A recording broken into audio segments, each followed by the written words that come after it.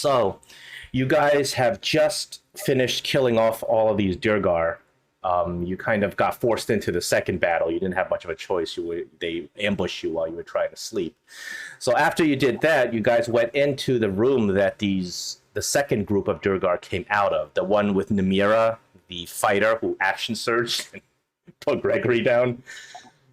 You go into the second room, and the room is pretty clear. There's a table in the room, and as you guys recall, there is a big tapestry on the north wall of the room that looks like this. And you guys recognize Laertes. His Laertes, his mug is right in front of you, holding the staff.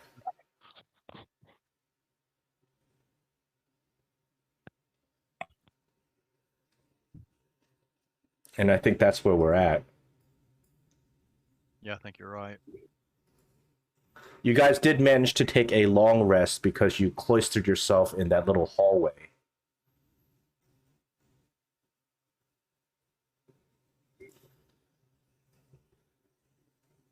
So you look around you, you're in the audience chamber. There's a large table right in the center of the chamber. It's about the size of a dwarf.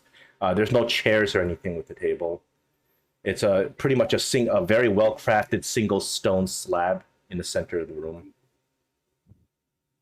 There is a stone door on the east side of the room.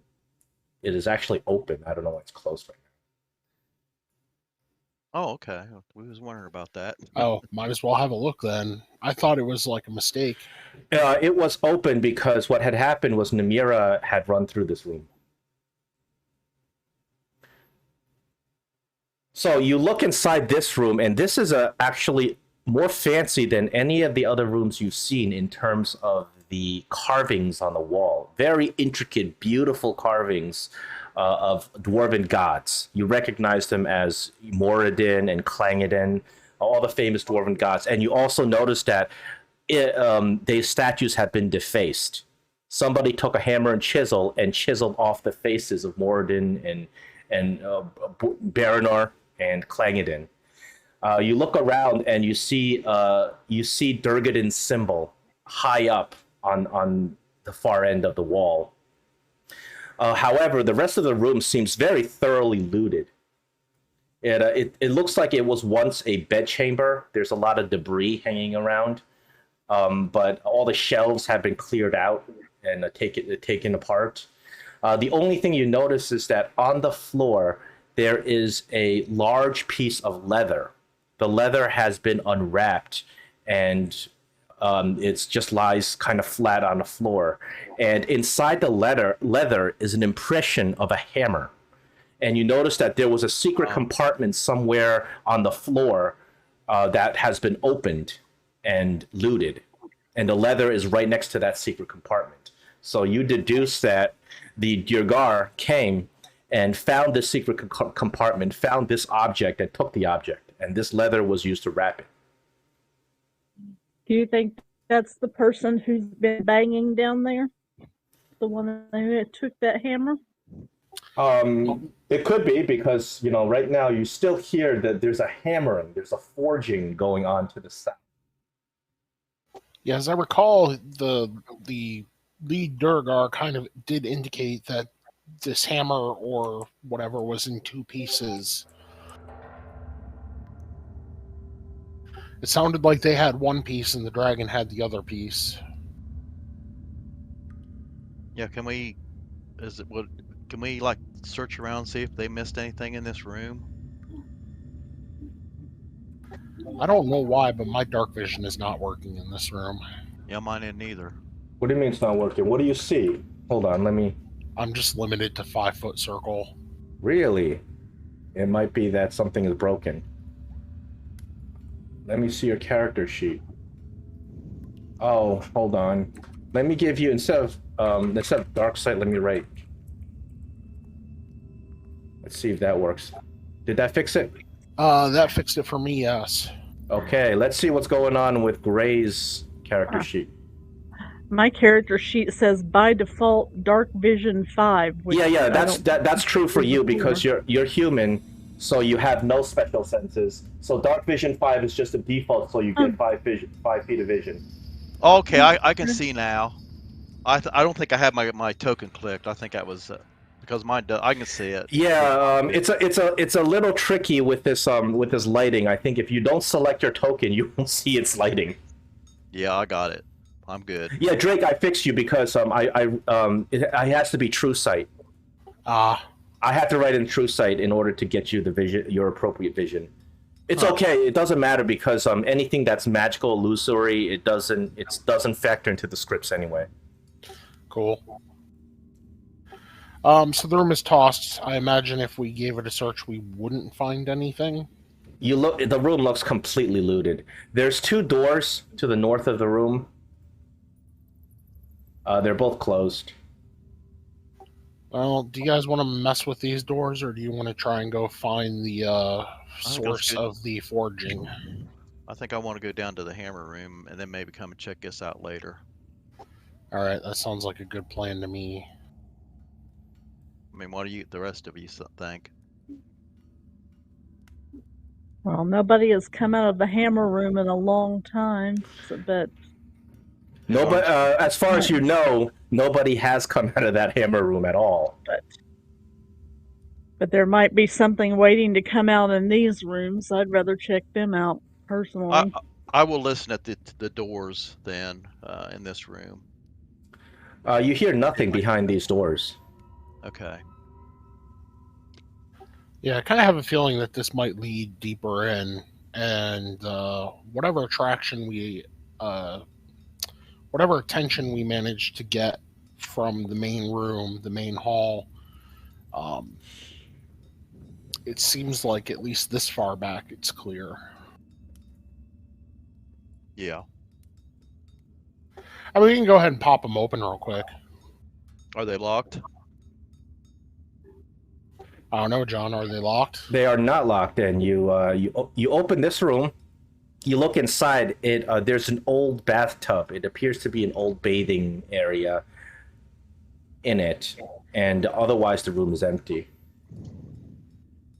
Give a quick look under the tub for any any coins left behind. It appears that this area has been thoroughly looted already. All right. Just do the same thing with the other door then. You open this door, and it looks like it's a big closet. Once again, a closet used to store some armor and weapons, but you notice that the Duergar have come and thoroughly just cleaned it out. All right, Any well, I hidden guess doors this is or just a anything? bedroom. That's a good question. Can I search both the closet and the bathroom for some secret passages? What are you looking for? Secret Hidden doors. passages, hidden doors. Yeah, you can. Okay, so I would do this with advantage.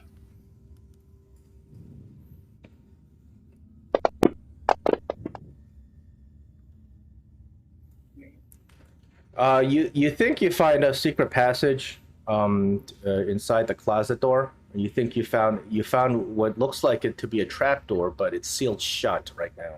You're not sure how to open it because there's no handle or no mechanism to open it.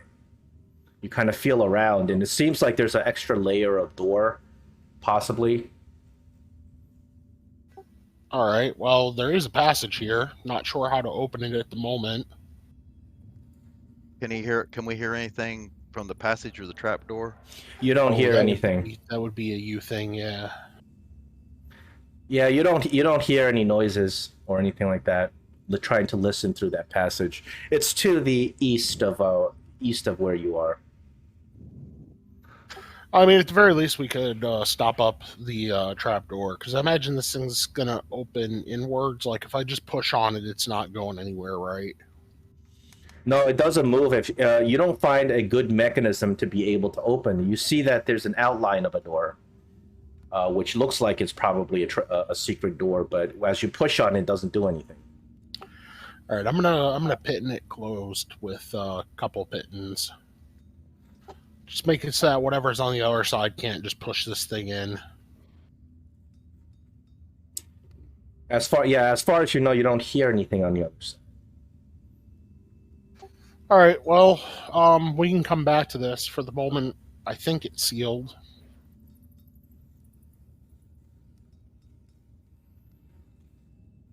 That sound good, Lynn?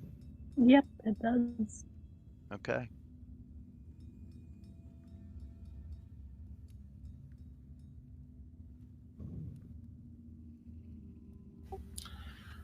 So which of these doors in the main hall do you guys want to check out first? So you have the choice of 4 doors. There are 2 to the north and 2 to the south. The one to directly south is a big, intricate double door made out of stone. Does not have any. It doesn't have any lock on it. It just has handles that you kind of pull open. There's another smaller kind of passageway out to the south, more to the west, with a wooden door, and then there's 2 wooden doors to the north. One of which you've opened earlier. Yeah. With a secret, with that key. My suggestion would be the southwest, the smaller door to the southwest. Okay, we can do that. The door to the southwest does not have a lock on it. It just has a handle that you kind of pull open. Why don't you give a quick listen at the door? Okay, I'll listen at the door to see if I can hear anything coming from behind this door. Roll a perception. Okay.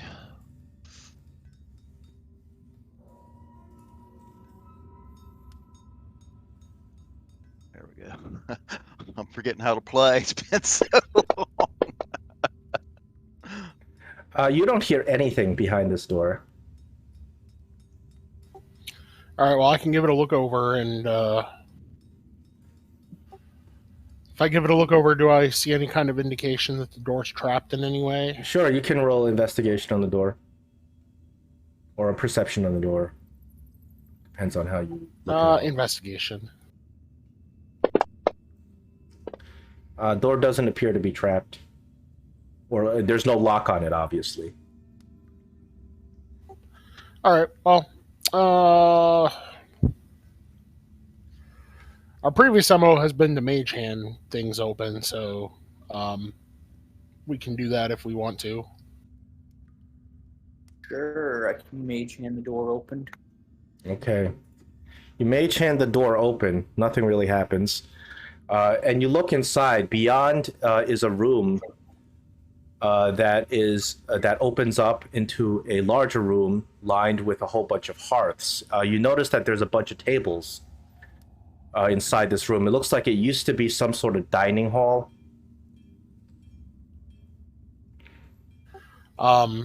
Just as I'm kind of moving along here slowly, I'm just keeping an eye on the walls and the floor and the ceiling. And are there any kind of traps?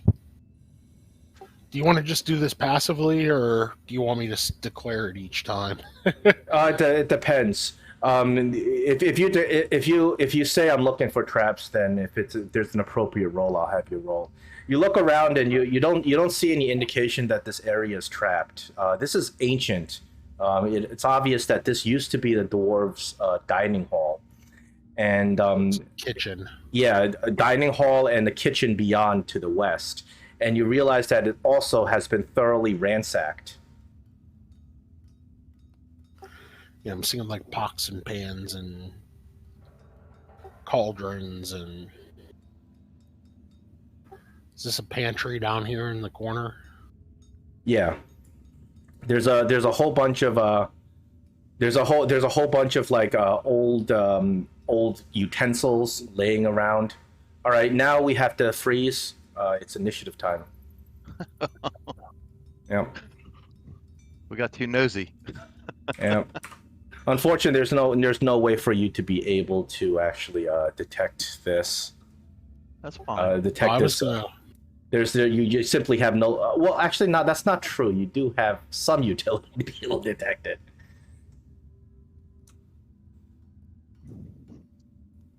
Oh, you want initiative? Initiative meaning combat has begun. Okay. Wow. Yeah. Gosh darn it.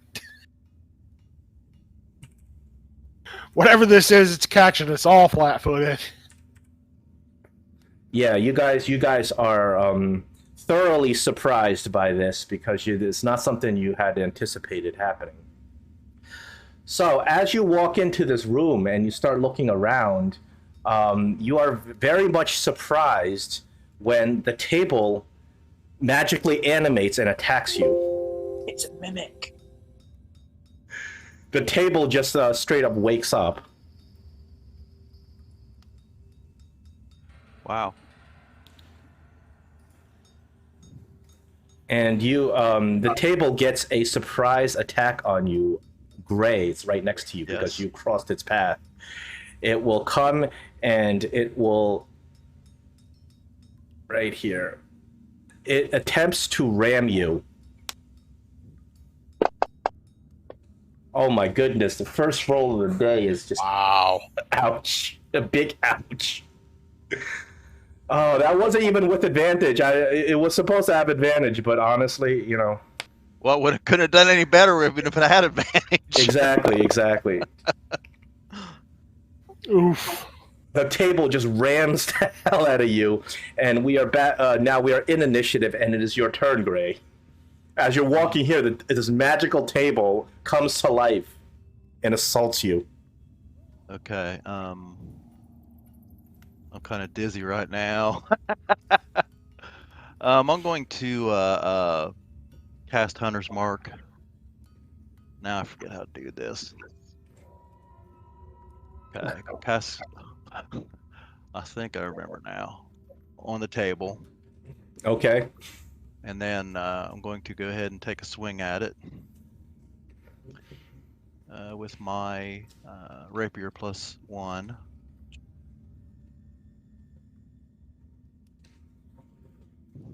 Table's not hard to hit. That's right. It's because there's a table. Yeah, so damage. Great. I'm going to send some termites. I'm going to send a swarm of termites at this table.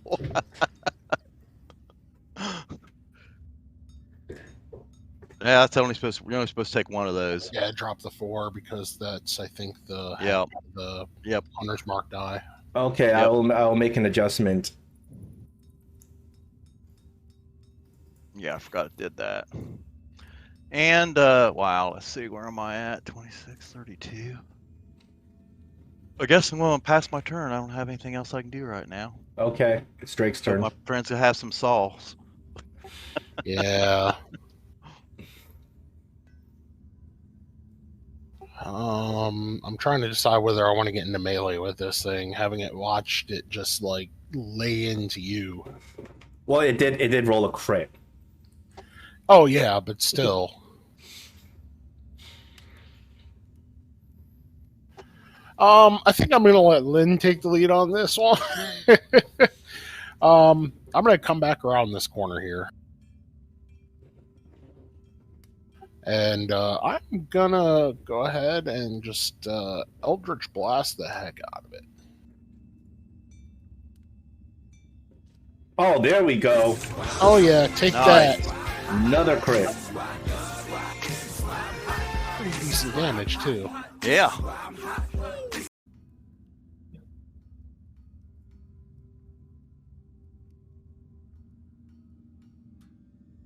You see it?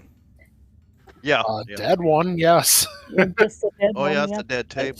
Okay, you took the table that I just burned off the map. Okay, there no, we go. dead. There. Now there's a chair. Well, hopefully the chair being smaller has fewer hit points. Yeah, it doesn't look as menacing as that table, but it's still it's looking like it's kind of angry and about to attack you. And we'll try a Probably- sacred flame back here and see how dexterous it is. This chair is surprisingly dexterous. It does a flip. But it failed. Almost passed.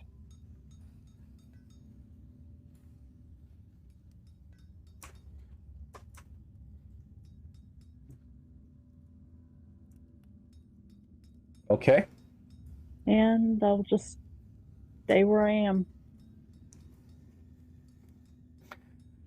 A second chair animates in the Great, we corner. have a whole dining room set here. Okay, I see it. This chair starts clopping back and forth, and it's going to charge the closest character. Let's see, clop, clop, clop, clop. That's you. Oh, you're getting the brunt of it. So, as it charges you, it's going to make an attack on you. If it succeeds, you gotta do some saves. Here we go. It fails. Luckily, you dodge out of the way as this chair clops at you. This chair clops over here. Hold on, does it have ramming speed? Yes, it does. So it's going to attempt to ram Gregory. Makes an attack. Oh, unfortunately, it hits Gregory. The initial damage, a little bit higher than it normally would do. I cast shield. Okay, does your shield fend off this attack? Yes. Yeah. Okay. Assuming my armor class is... Yep, my armor... Oh, is my armor class 13 from mage armor? Or 15 from mage armor? Well, Did you cast all you mage need to armor? do, you need to beat a 17 on its attack, so a shield Yeah, will beat I a think- 17. I think Greg would be at 20 if I remember correctly, because he's got 13 with mage armor plus 2 for dex. Well, shield will give you a +5, so you can beat a 17. So it's Gray's Yeah. turn. Oh, it's my But turn. make sure, Greg, make sure you mark your mage armor spell because you didn't have that applied to you. Okay, we'll do that right now.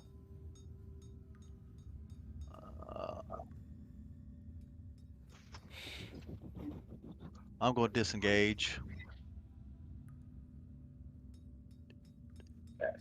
15, 20, 25. Out of sight, out of mind. And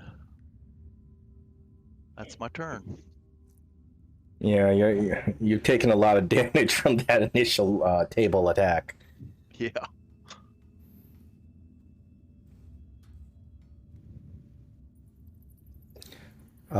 That's your turn, and then we're down to Drake. Drake's turn. Yeah. So I'm gonna go ahead and curse while hex this animated table number 2.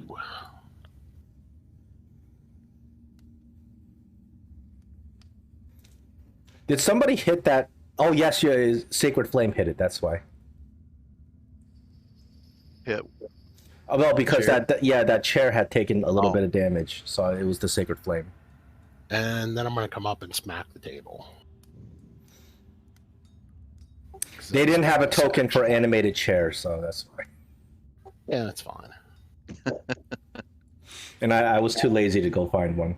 And this is magical as well, so Yeah, this animated furniture doesn't appear to have like actual damage resistance or anything. and that was 10 feet of movement, so 15, 20, 25, 30, 35, 40. I'm just gonna come over here behind the chairs. That'll be it. Okay. Oh, do I see any other furniture moving? No, it appears everything else is staying still. For now, you don't know. It'd be I mean, you're standing right next to another table, and there's more tables to the south, and another chair, but everything seems to be staying still for now. Yep, that's it. That's my turn. You can preemptively attack them. I mean, I'm not opposed to that. Yeah. Gregory, you're up. Okay, I look at the 2 animated chairs. Now they're beating up my friends, so I'm gonna first do a magic missile on this one. That kills that MA chair. You tear it to splinters. All right. Down, and then last 2 I'll throw at that last chair. All right, last chair's not looking too good. And that will end my turn.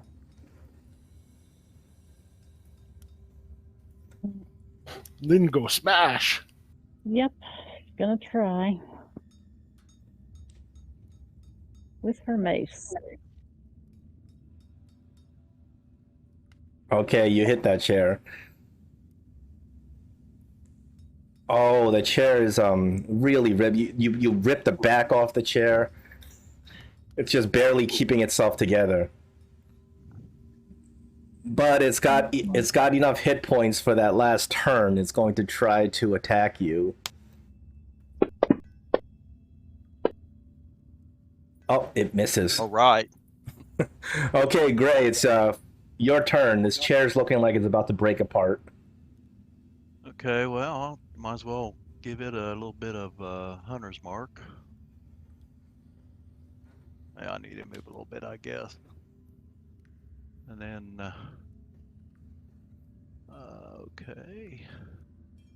Take my longbow. Oh, my longbow. Okay, that's the wrong one. Never mind. I'm good. Take a shot. Yeah.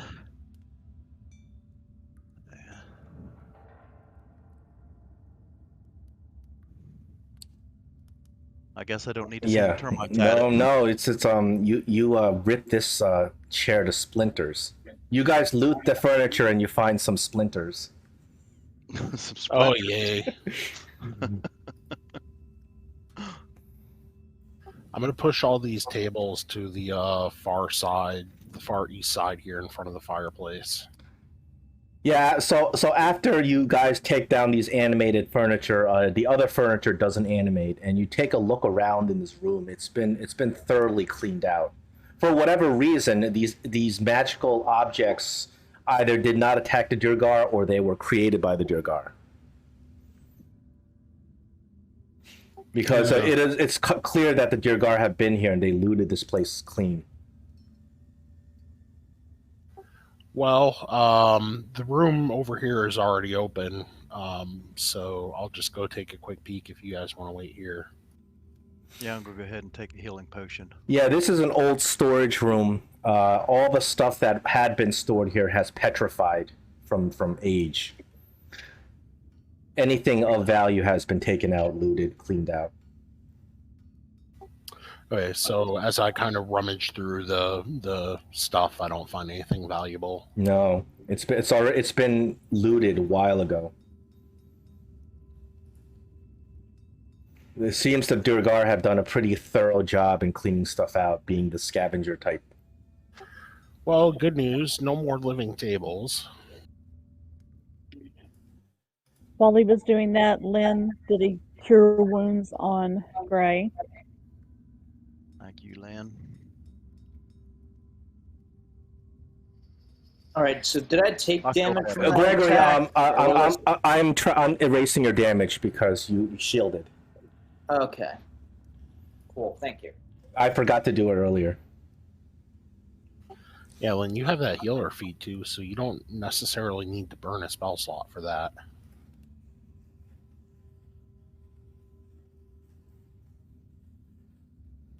Okay. Well, no hammering coming from here. Nope. What's the room to the west? I think that's the east, you mean? Oh, that was a storeroom. There's nothing back there. It's just filled with trash, basically.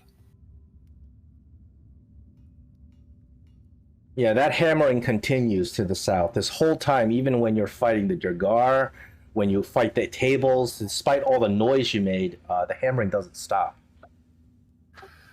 Yeah, I would set stuff on fire, but that didn't work out so well last time. Well, I guess we'll go see if we can get them larger doors open. That's what I was going to go do. You want to give it a listen before I do my thing? Yeah. Oh yeah, roll me a perception to see how much you can listen. Or if I can get a little guidance. You can.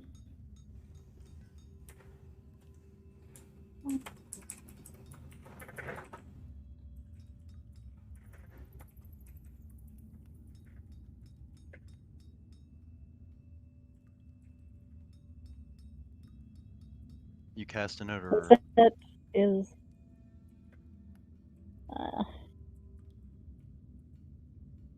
Let me see.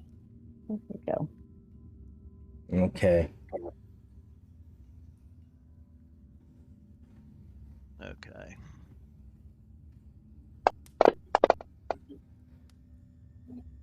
You hear, not only do you hear a lot of loud hammering, but you hear somebody say out in Dwarvish, do you understand Dwarf? You actually do understand Dwarvish. It says, "Damn it, damn it, damn it! The hammer is useless without its source stone." I tell that to the party. There are some upset Duergars or somebody in there. Oh, well, Did the- maybe if it's useless, we should just go take it from them. Sounds reasonable to me. So these two doors in front of you, they're very heavy doors. They'll probably require it probably requires a lot of strength to pull them open, and they look like they open inward because the area, the handles where you pull them are rings that you kind of pull out, and you can actually see drag marks on the floor from when these doors were pulled open. There's no lock on them. Okay, I was going to ask if if I can do a visual look over and see if there's Yeah, any traps here. give me a perception on it.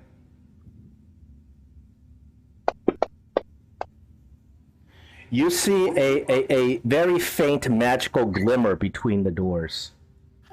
Ooh, from between the doors. Yes, between the doors. You think that this may be some sort of warding spell. Yeah, safe distance, people. Can I ritual cast Identify on it? Okay, you identify this magic. Listen, you're trying to identify the spell. Yes. Are you allowed to identify a spell that's cast on an object? Yes.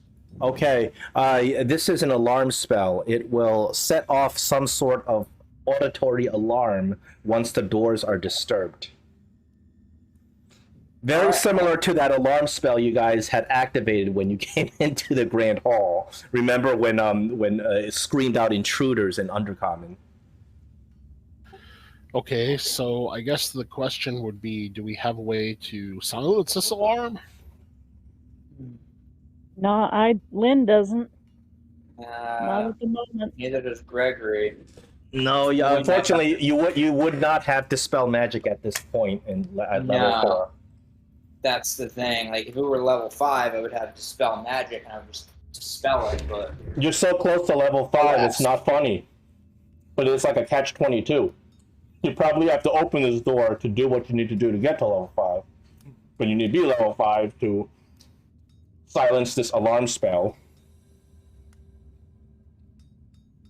Well, the good news is it's not a glyph of warding. It's not going to damage you. But it will clearly send out a loud alarm the minute you disturb this door. Can one person open this door? Well, I actually have an idea. Okay.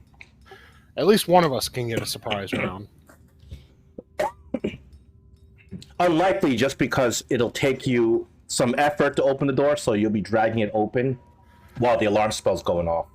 Yeah, unfortunately, though, I'm going to need a short rest in order to make this plan kind of come together. Yeah, not necessarily a surprise round. Maybe you can be sneaky about it, but somebody's going to disturb. If somebody's going to set off the alarm spell when they open the door. Actually, two of us could possibly get a surprise action here. Describe how it happens, because they're going to be ready. Yeah, if there's somebody behind the door, the minute alarm spell goes off, they'll be ready. They may not see you, so you may be able to get like some sneaky stuff. Yeah, what I was going to say though is that if there's some way of like a crack between the doors or underneath the door or alongside the door, I can Misty Step right through it. You have to be able to see where you're going in order to Misty Step. Well, yeah, that's what I mean. If there's a crack. Not with these doors are well sealed. Oh, okay. If you had dimension door on the other hand, you could just try to assume that there's no solid object behind the door and teleport through it, but that'd be a risky thing to do. Yeah, I don't think Misty Step lets me do that though. No, you have to. Misty Step is not the higher level teleportation spells. You can teleport to places you can't see, but it's a dangerous thing. All right, well, so much for that idea then. Well, what we could do is take up defensive positions, all of us except for whoever's opening the door, and then ready a bow shot or a spell or whatever for when you do open the door, and then when we see the enemies to be able to take a shot at them. Well, that's assuming that they're going to be willing to come out here. So you guys are committed. Whatever's behind this door, you're ready to fight it. You're really ready for this. Well, so far we've Okay. played everywhere we've gone up here. Tell me how you want to About a approach short this. rest? Yeah. Tell me how you want to approach this. Yeah, you can. You guys, if you want to take a short rest, you can. You guys took a long rest without incident. Right. Yeah, I'm just trying to think conservation of like spells and things like that. Yeah. A short rest would be good for me because then I can restore 2 of my first level spells. I'm okay with short rest if that's what everybody wants. I'll just roll a hit dice. I mean, if I can't go under the door, there's no real point for me. I still do have a spell slot open. So I guess I'm good to go.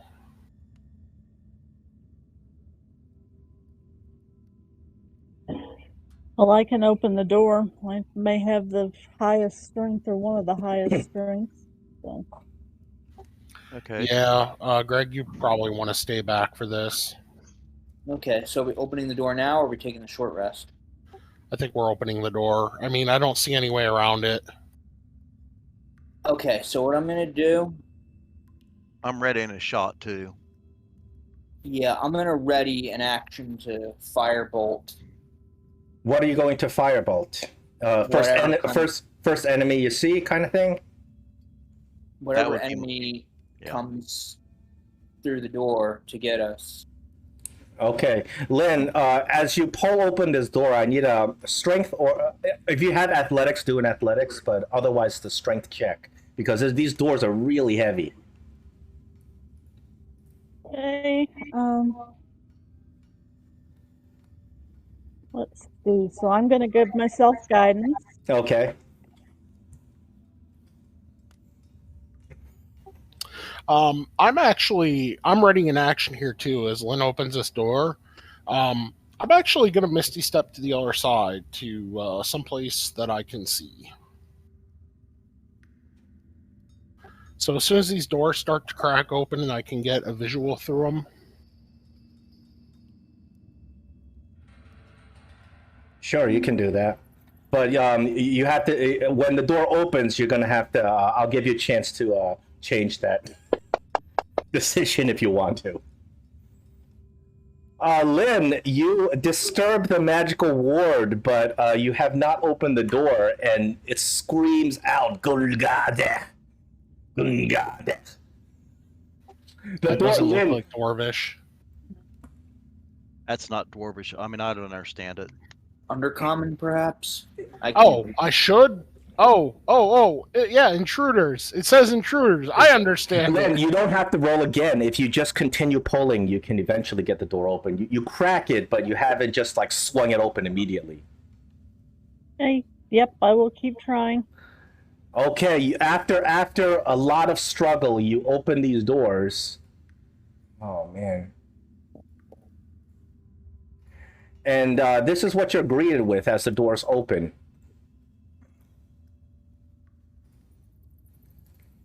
Oh, a beholder. Do you guys know? Well, Gregory, maybe you read about what these things are. They're really nasty. They are. So you see directly before you, you see a massive floating ball with an eyeball and sharp teeth and all these tentacles with magical rays inside the tentacles floating around. Behind this creature, you see a what appears to be a dwarf, a Duergar, but this guy's got smithing clothes on, and he is kind of standing all the way back in the corner. He's dipping some stuff inside the inside the pool of water that he's been smithing. You see two more Duergar right at the forge, and they're helping him, and they all turn around and look exactly towards you.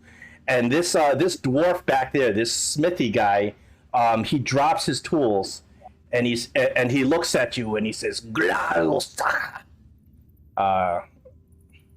So who says that? Snurvin or the beholder? Yeah, the guy, you don't know his name is Snurvin, but it is the guy is Snurvin.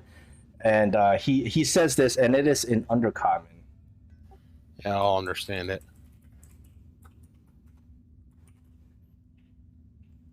And and you guys may re-roll initiative because everybody beat you in initiative if you keep the ones you have now. I was gonna say I had an action ready to. Oh yeah. I'm gonna I give did you. too. Yeah, I'm I had gonna- an action ready too. I'm gonna give you guys your readied actions. Okay, but you want us to roll initiative again? Yeah. So unless you want to keep your initiative, which is terrible. Wow, my initiative is worse. Last It's time. just as bad. Okay, Mine's a so little better, but much. you may have your readied actions. Okay. Go ahead, Gregory. Go ahead, Gregory. All right. I'm gonna firebolt the beholder.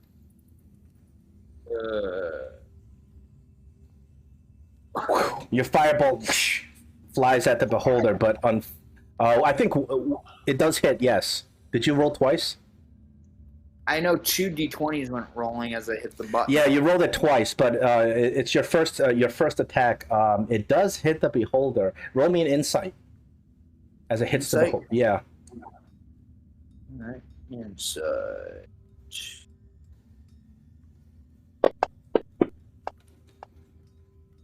It seems like your fireball did jack to the beholder.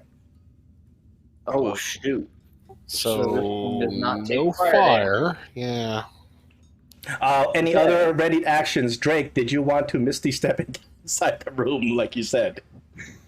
Well, I think I'm going to lose my spell slot if I don't, right? No, you don't. I told you I would give, because you don't know what you're facing. I'll give you a chance to change your mind if you want to change your ready action. All right, I don't usually do it, but this is a special circumstance, as you can see. Yeah, I'll just wait then. I'll take my bow shot at the beholder. Okay, take your bow shot. You do not hit the beholder. Flies right past his eye stalks. All right, you guys ready for this? We'll As ever we'll be. ever be. Looks like you disturbed the hornet's nest, so to speak. So, Yeah. going back to the top of this initiative, the Duergar says "Bloga," and he starts enchanting his magical, innate magical ability that makes him grow. That's too big. This is his size.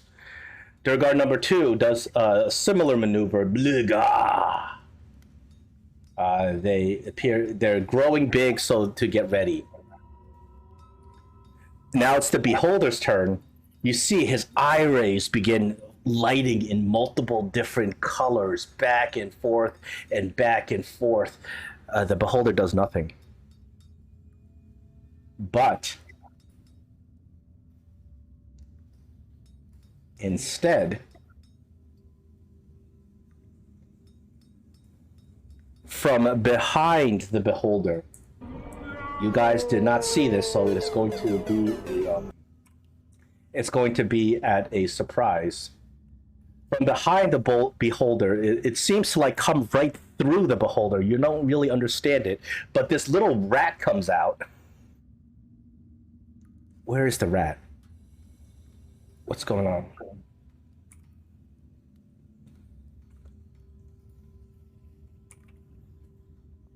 Oh, sorry. I got a little bit of its token has disappeared.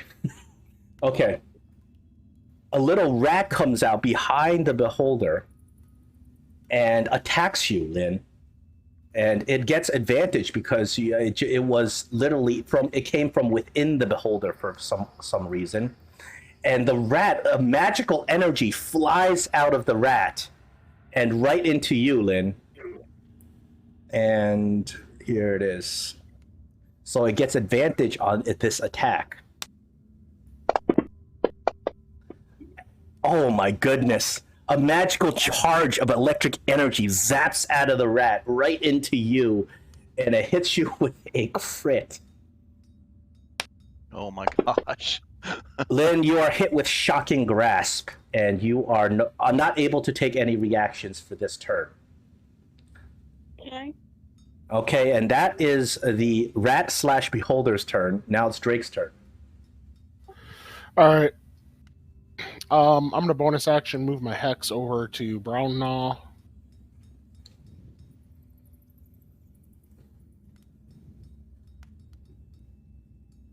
Oh, hold on. I need to cancel that.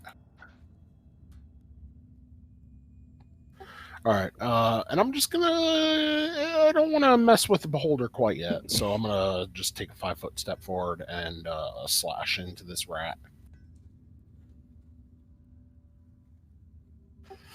Oh, rats! Here we go again. Oh, you guys have a bad history with rats. You hit the rat. Yay. For The rat's Wow. 2 damage. The rat's I think one the hit. update Yeah. must have superpowered the DM's rolls and underpowered ours. Well, I still managed to kill the rat, though. Come on. All right. the rat's one hit point is unable to withstand your assault. Oh, well, that's a good thing. My 5 hit point assault. No, that rat had one hit point. But yes, you kill this rat, and you hear Snurvin cry out in anger and anguish as you killed his familiar. Gray, you're up. Oh, I was actually gonna. I was actually gonna move away from in front of the door. Okay.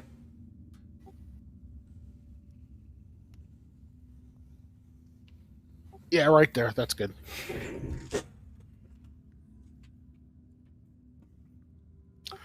All right, let me pass. You're up, Gray. Okay, well, I will try to take another. Well, actually, I'll. My Now, how many of your characters actually know what a beholder is? I mean, Greg might because he's well read, but I mean, would your other guys? I mean, this thing is clearly very scary and ferocious, but I was gonna say, do you want me to roll like a nature or history check or something? You may absolutely roll a history on this on beholder. I mean, obviously, out of character, we all know what it is. Yeah, out of character, I know what a beholder is, but out of character, I'm just like, oh no. In character, let's see what this history check says. Out of character, beholders are challenge rating 13. In character, you have heard of these horrific creatures of the Underdark. Extremely difficult to kill. They possess multiple eye stalks, each of which are one eye stalk attack alone is enough to probably kill a character like yourself. And these creatures are vicious and territorial. But you never heard of these creatures working with Duergar unless they're controlling the Duergar.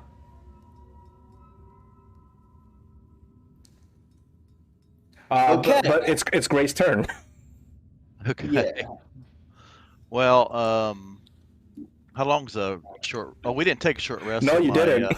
So my hunter's mark should still be active. Yeah, so. if you wanna use your hunter's mark, that's fine. All right.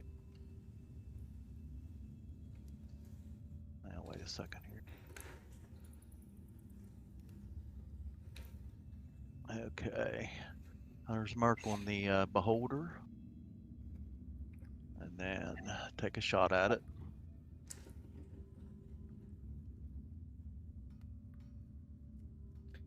You hit the beholder. Roll me an insight. An insight. Yeah. Okay. Insight.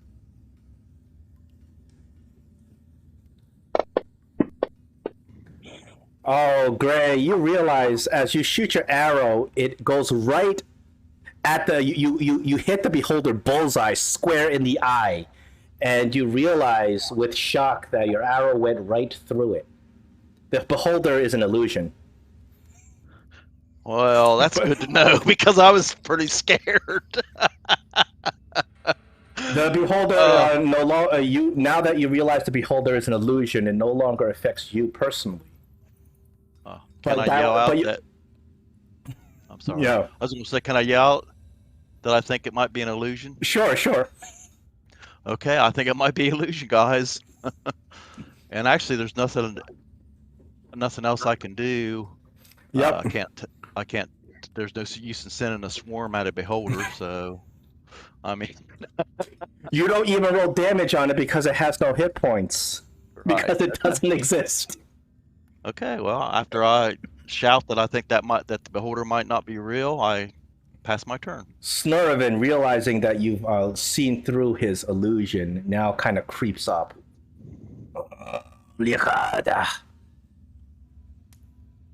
And he points at you, Lin, and he screams out a magical incantation. And if you don't mind, I will roll your save. He attempts to cast this spell on you. It's a wisdom save that you're good at, and you pass his save. He attempted to cast whole person on you, but he failed. I'll say that never works for me either.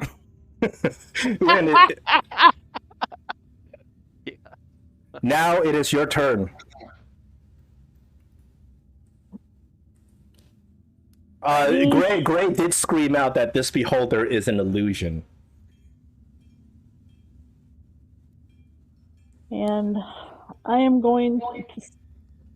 Can I still see when it's there? Does it you can still obstruct my vision toward that one Duergar that I'm targeting? It does kind of obstruct it, but the beholder, remember, is kind of moving back and forth, and you are able to target. Okay.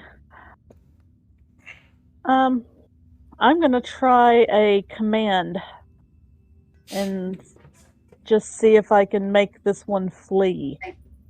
Which one? 2. He fails your command. So he's for an entire round he has to follow your command. Which is flee. All right. Very good. Gregory. All right. When I heard Gray say it might be an illusion, I'm like, all right, well. You gonna nuke? I'm within melee range of the beholder, and and then you realize that despite the fact that this thing is huge and ugly, it's not making any sound whatsoever. I quickly reach my hand to touch it. I'm like, yeah, it's an illusion. And you put your hand right through it, and you feel a bit of reassurance. You realize you're not actually fighting a beholder. I'm like, yeah. And I say, you want to know what's not an illusion? Magic missile. I start untarget the beholder. So one at him. The beholder was there just to waste your turns. It worked. Then another one at this guy.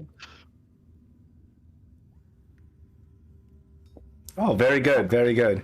And then one Start dinging them. And then I end my turn. This Duergar, he begins enchanting a magical spell which makes him it's not a magic, it's an innate magical ability which makes him vanish into invisibility. Hold on.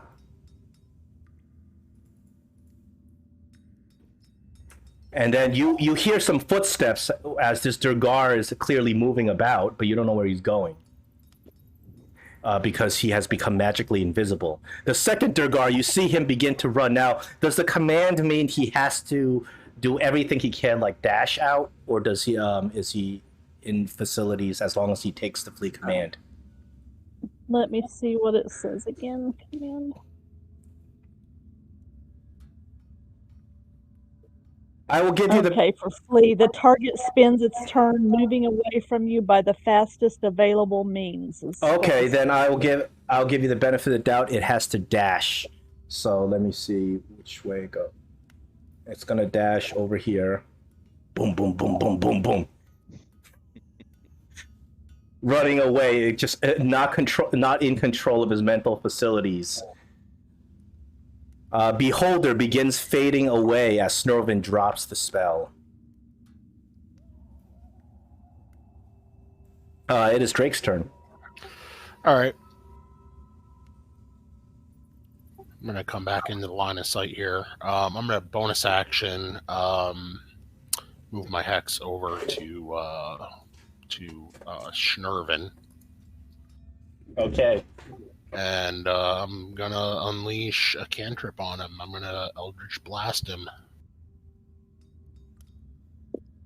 Ooh, That's gonna unfortunately, miss. Snorvin dodges your Eldritch Blast. Little sneaky fool. Yeah, and then I'm gonna come back over there, and that'll be my turn. Gray, it's your turn. Okay, well, I'll move the Hunter's Mark to Schnorvin.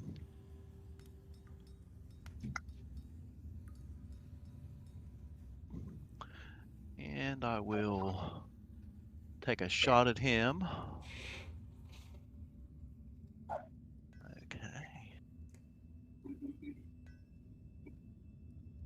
Oh, Snorvin felt that. All right. He felt that. You got him right in the leg. Here you go, Schnorvin. Did you roll another attack on him? Oh, no, I didn't. I just rolled the wrong dice. Sorry. There we go. And Ouch. Schnorvin. I have a mouthful of bees, Schnorvin. See how you like that? That it would be 5. Oh, you double rolled again. Okay, I will, I didn't double roll. It just adds Yeah, yeah. it just adds my Hunter's Mark, so it shouldn't do that. Okay, I adjusted his hit points. Hmm. And I will end my turn. Snorvin, seeing that the battle has gone awry, you notice that he grabs what appears to be a shining, glistening hammer right out of the forge. He stows it away, and then he enchants his innate magical ability to disappear.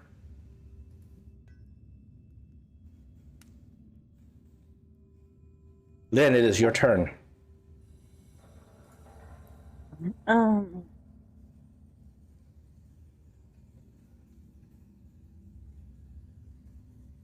Well, I don't see anybody to.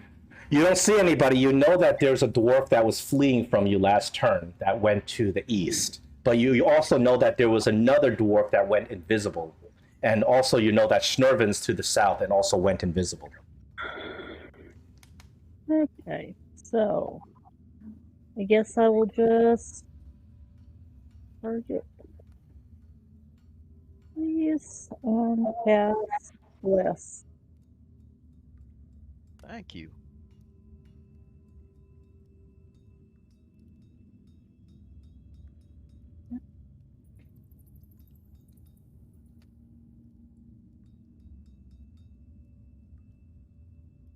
And that's it. Gregory, it's your Alright. turn.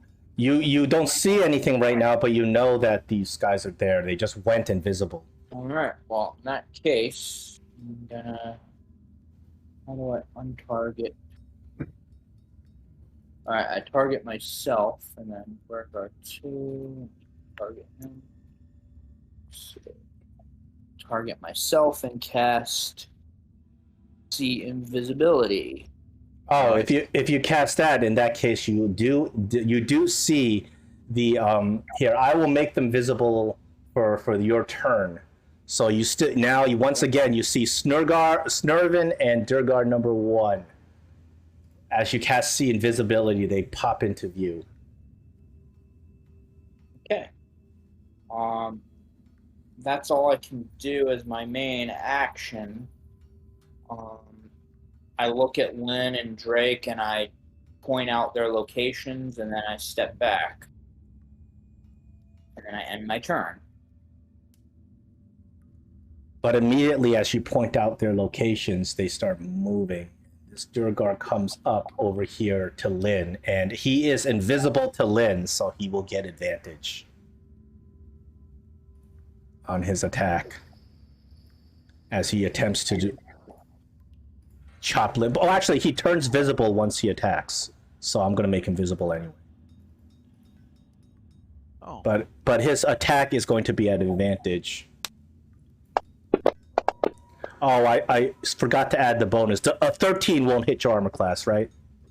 13 will not. No. Yeah, they get extra bonus to attack because they're big. So this guy comes into view. This other Duergar, now that he is no longer under the influence of command, he turns invisible.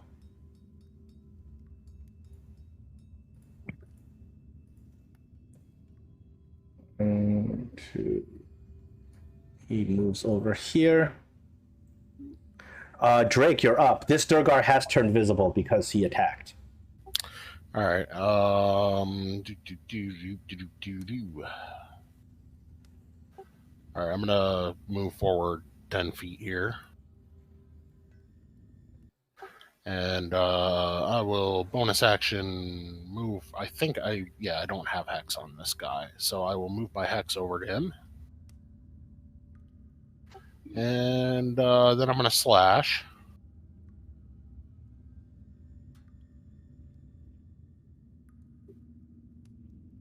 Ooh. And promptly miss. Bad But because I roll. attacked him, I get to keep on moving. So 15, 20, 25, 30, 35, 40.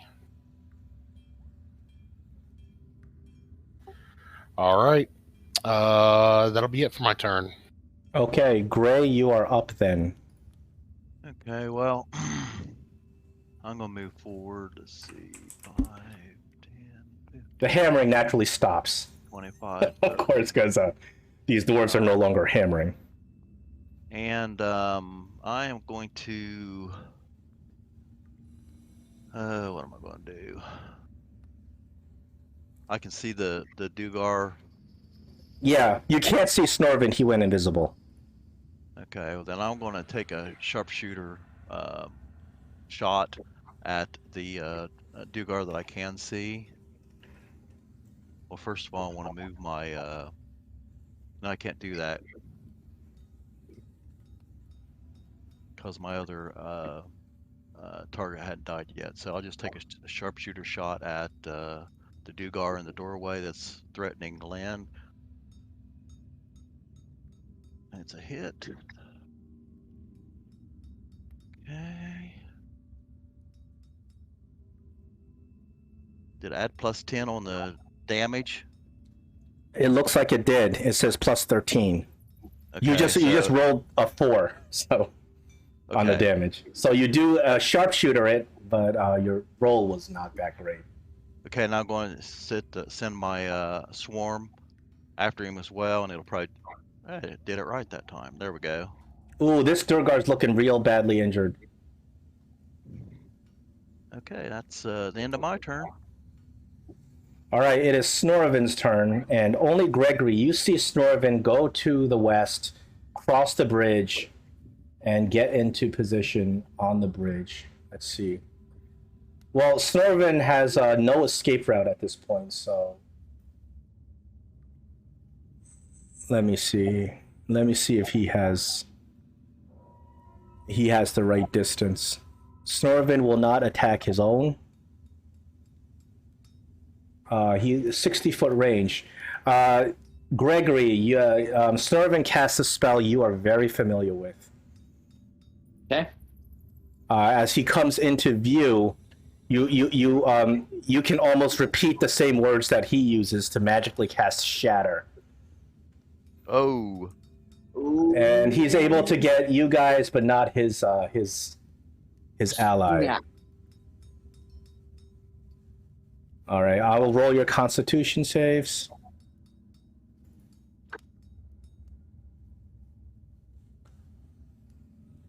We have 3 passes. Excellent. So you only take half damage.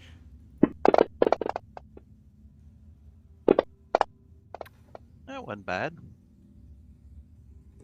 Lynn succeeds on her concentration, so Snorvin is not as successful as you have been in the past in casting Shatter. You guys all save. Lynn, it's your turn. And now he's visible after casting a spell. Well, this one is right here in front of me, so I He guess looks I'll just he's almost dead. He doesn't look like he can take another hit.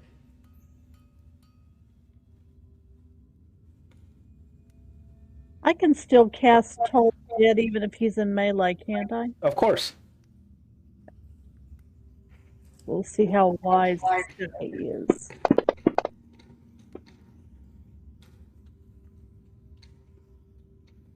I think you were targeting your own people. Ah! Greg. I didn't have him on there, but okay. Yeah, you can just roll it again. So, I'll target this.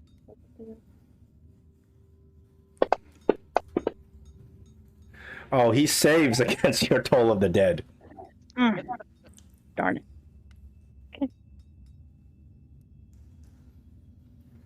All right, it's Gregory's turn.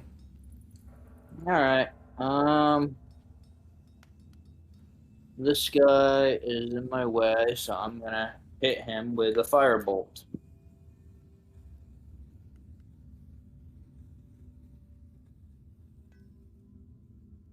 Why so many dice? I don't know. Yeah, you rolled too many times, but it's a hit anyway. Why? Because I just clicked it once. Why is it saying it? I think you targeted yourself as well. Oh, that's why. Okay. Yeah, so you got to untarget yourself before you roll damage. I'm gonna untarget that, and then that makes a lot more sense. And then all right. Well, the one that's a 17 that hits. So I'm gonna roll my damage. Oh Minimum. my goodness, he had 2 hit points. And he only did 1. Oh, that means he gets a turn before he dies. Oh, wow. Oh, that's some bad luck today.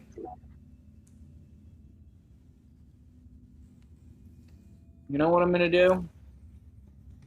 I'm gonna play a little ring around the rosy here. So if he wants to attack me, he'll have to take an attack of opportunity from Lynn. Not necessarily. He could do this. But he's not interested in even doing that. He's going to just fight to the death with and he's just going to attack Lynn. Oh, but he misses horribly. Oh, a natural 1. Yeah. He drops his he probably drops killed his himself. beard. Oh. Okay, Duergar number 2 has become invisible, so he's going to sneak up, and Drake is in the way. He's going to sneak up with advantage on Drake. Yeah, I'm gonna hellish rebuke him Okay. because I'm assuming he's gonna hit. Well, you I mean, don't know. he could get terribly unlucky and not hit. All right, cool. That's what I wanted. He hits you with his war pick, and he does an additional damage because he is big. Yep, but I'm gonna hellish rebuke him too.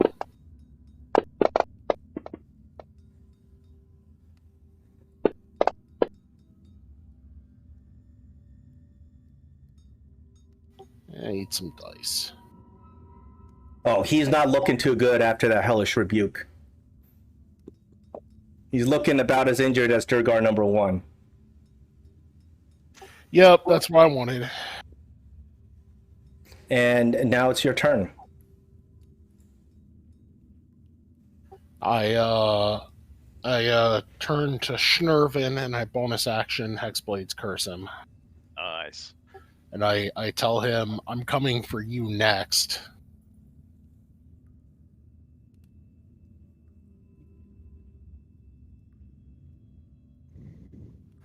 And hold on, I gotta move some stuff around. Sure. Oh no. Okay, good. It applied. All right. All right, and then I'm gonna take a single backhanded slash at this Duergar and hopefully put him out of his misery.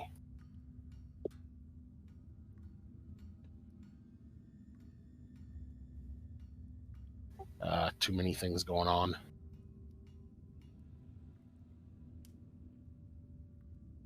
All right. He's looks like he's gone.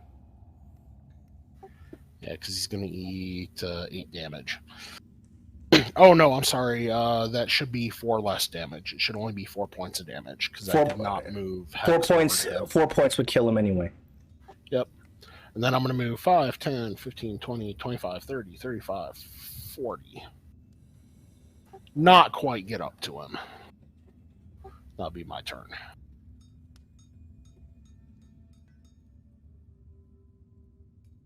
All right, Gray. My turn. Okay, so I'm going to take a sharpshooter shot at Snurvin. He already has my hunter's mark on him, so... Snurvin doesn't look like he can take that. Oh, but you, unfortunately, you miss Snurvin. Oh, that's too bad. I guess I'm just going to pass my turn with my head down, dejected. Say, sorry, guys. Snurvin sees Drake running up to him, points to Drake, and attempts a whole person. Oops, that's not... Wrong person targeting. Snurvin should be targeting. There we go. He attempts a hold person on you. Wisdom saving throw. Not my strong suit. Oh, but you save against it. Yes. And yells, I told you that spell doesn't work. Drake, are you in melee range of him? Drake, are you in melee range? It's hard to tell with this. Well, right now he's on a half square, so it depends on whether he's on the square. He's on the bridge, actually. Yeah, but he's kind of a half square. Oh, you know what? No. Yeah, he's at a half square. So there's a square. 1, 2, 3, 4 here, and there's another square there. So if he's in the lower of the 2 squares, he is in melee with me. If he is in the upper of the 2 squares, he is not in melee with me. He's gonna stay there. Lynn? Well, I'll try the same thing I did last time. Or actually, let me try a Sacred Flame instead.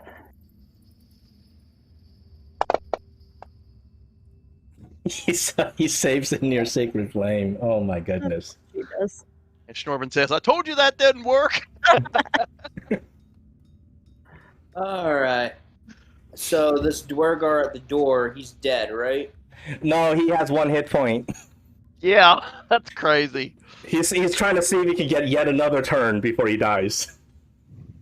All right, well, I'm gonna walk up to him, get within melee range of him, and then say, you know what?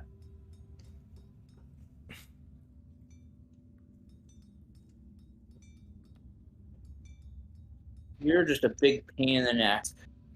I attack him with my staff. Oh, well, there you go. And I know you've been wanting to do that for the longest time. Kill something with a staff. I bash his... I just whack him. And... Yeah, the typical wizard comes over and whacks this huge Duergar down with his staff. I just whack him so hard that I like right on.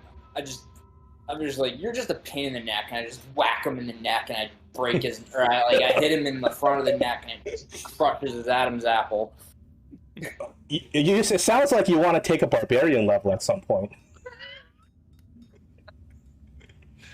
Oh, you know what? That'd be hard to manage. That'd be hard to manage as a wizard fighters are actually decent combos. I've seen some people multi-class that because you get an action surge to cast a second spell, but never seen a wizard barbarian. That would be cool, spell casting barbarian. Yeah, but it's Alright, it's really so- hard to manage your stats. Like, how do you like distribute your stats as a barbarian and wizard? Yeah, you'd be like high strength and high intelligence. You could do an Eldritch Knight because you can get like action Yeah. surge and multi attack. Anyway, evocation and abjuration spells. I guess. Anyway, so it's Drake's turn. You are about a couple of clicks away from level 5.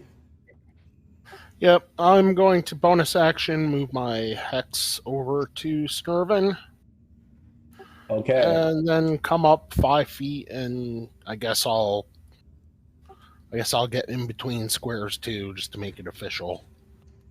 And then just take a swipe at him. Hi, Snurvin. Hopefully, it was nice knowing you. For the short time.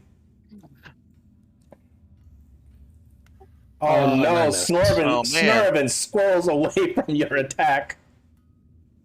All right, that's all I got. Okay. Great, you want to bring the party to level 5? I'm sorry, you're underwater at the moment. Again? Yeah, it's just you're real quiet and kind of muffly. Okay, let me change my settings again.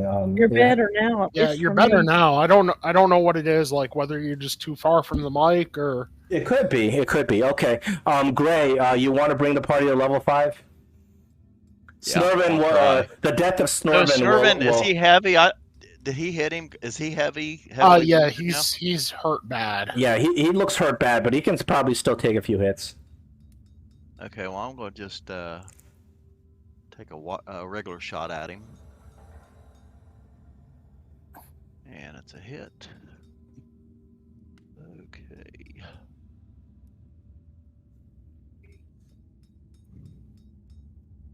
And send the swarm at him. Close. One. Wow. Oh, Snurvin is going to get a turn then in this case. Darn it. Let's see what has he got at this point. He doesn't want to walk away from me, does he? He will turn to you, Drake, because you're in his face. He's going to try to color spray you.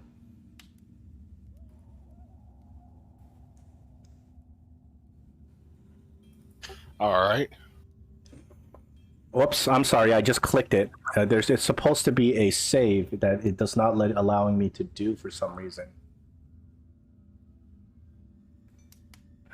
It's a 6d10, so let me see.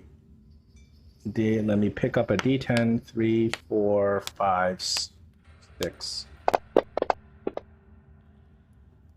31 against your hit points. 30 Oh. at the moment.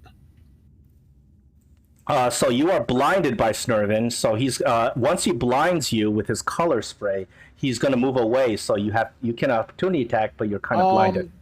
Now, question: did you say there was a save on that, or there's no save? No, on it's not that? save. It's like the sleep spell. I rolled that against your hit points. All right. Not- I'll take a swipe at him anyway. Yeah, you can take a disadvantage swipe as he tries to move away. He's going to try to squirrel away. Well, there's nowhere for him to really go, but he's going to try. Yeah, I mean he's stuck between me and the rest of the party. He's not getting out of this. Yeah, well, okay.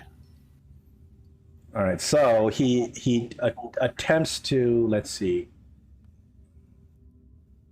2, 3, 4, 5. He can't even go invisible anymore because he's already used it. So, Lynn. Get him, Lynn. Okay. The color spray lasts 1 round, so you'll be, on his next round, you'll be, the color spray will wear off.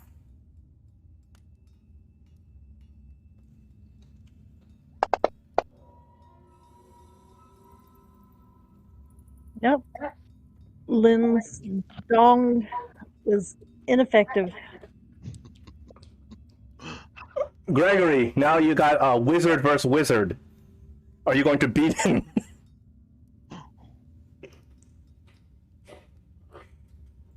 Ooh, this is going to be interesting.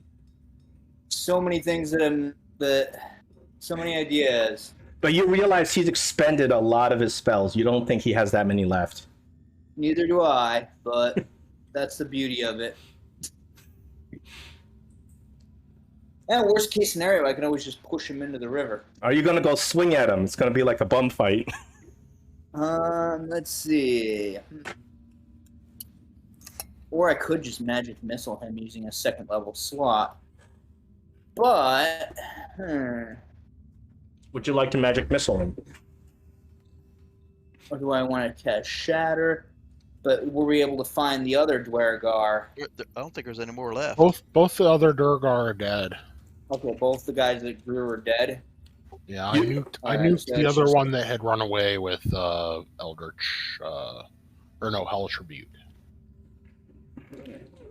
You guys are pretty sure Snorvin's the last man standing. Alright, just for the fun of it, I'm going to cast Magic Missile at him using my last second level spell slot. You cast magic missile, and as your missiles fly out, he casts shield. So no damage on him. Yeah, no damage. You to didn't him. realize Wasn't that one last expecting. spell slot he had. He uses that last spell slot to cast shield. And I look at him and I'm like, well, I suppose we're both out of spell slots. And I end my turn. Yeah, he's in a much worse position than you are. I just corrected his hit points. So am I still blinded at this point? Yes, you're blind until the end of his next turn. All right.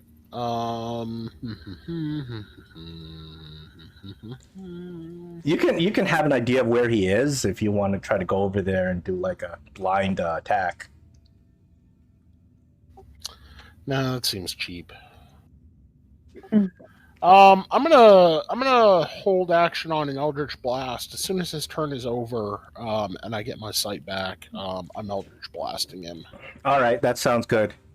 He may be out of your range. He's going to try to run. If he can make it. I'm not sure how far he can make it. Gray, you're up.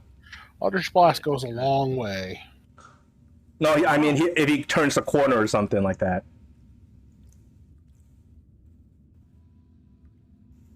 Oh my goodness. Yes. What the heck? He's getting real lucky. I'm gonna move over here and cry on Lynn's shoulder. Okay, he's got his last shield. He's got his last shield up. But that shield is going to disappear at the end of this turn, and so is your so is the blindness. And It he actually knows. disappears at the start of his turn, I believe. We'll check on it. If it is, then you can take a shot at him. But if that's the case, he still has his shield up. Let's see.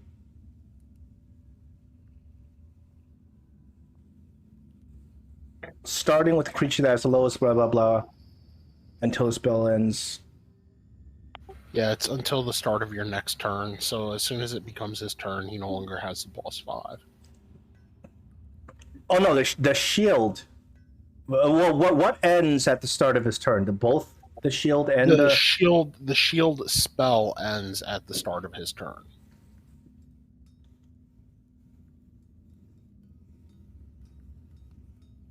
So any positive effects that he had from the shield spell are gone at the start of his turn.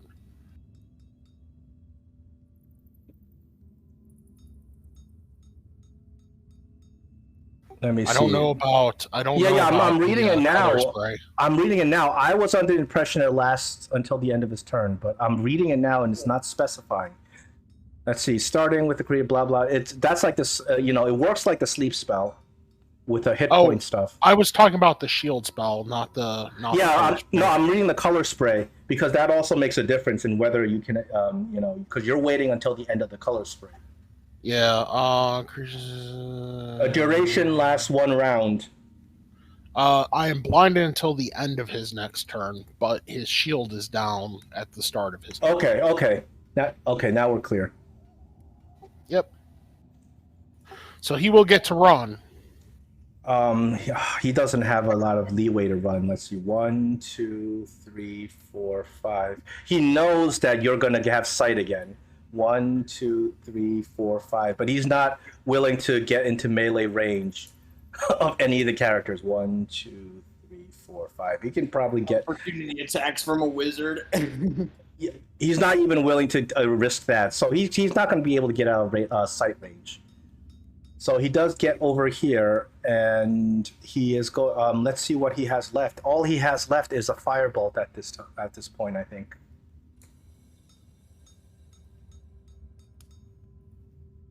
Yeah. Okay. Yeah, that's all he's got. He's got a firebolt, and he will fire the firebolt at the other wizard.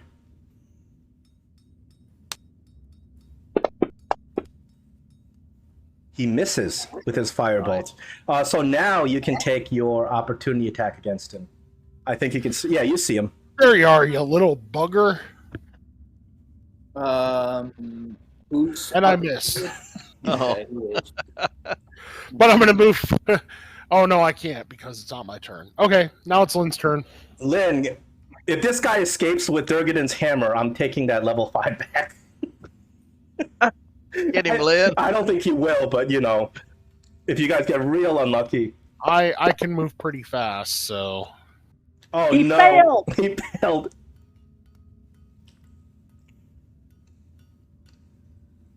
Oh. Oh, he's hanging on by a thread. Oh my goodness.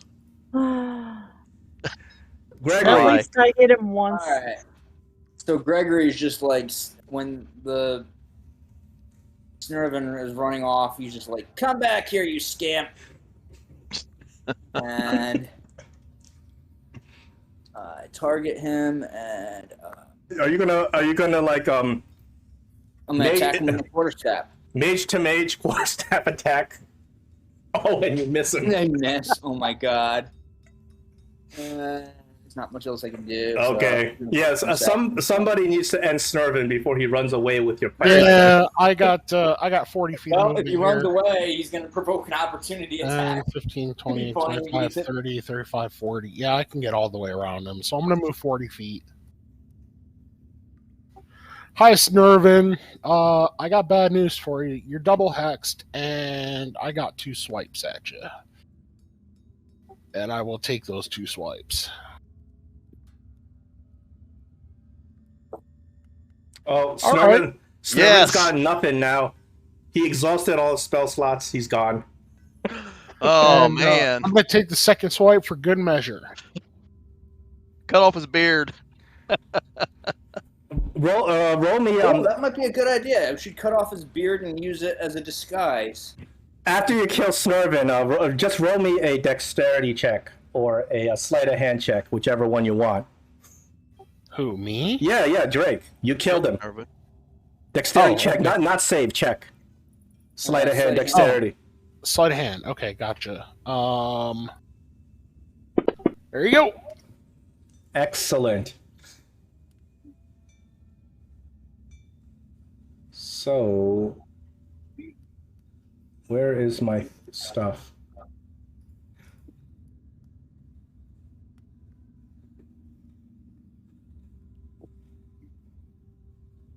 So, as you slay this final Duergar, you drive your blade into his chest and end his life. He falls down, and the hammer just like flies up in the air, and you catch it with one hand. You get inspiration for catching the magical hammer, Durgadin's hammer. Boom, in your hand. All right. That was way more trouble than what I was expecting it to be. You get this sensation that once you get the hammer, you get this magical sensation inside all of you. Get this magical sensation that this is what you came for, and your quest is complete here.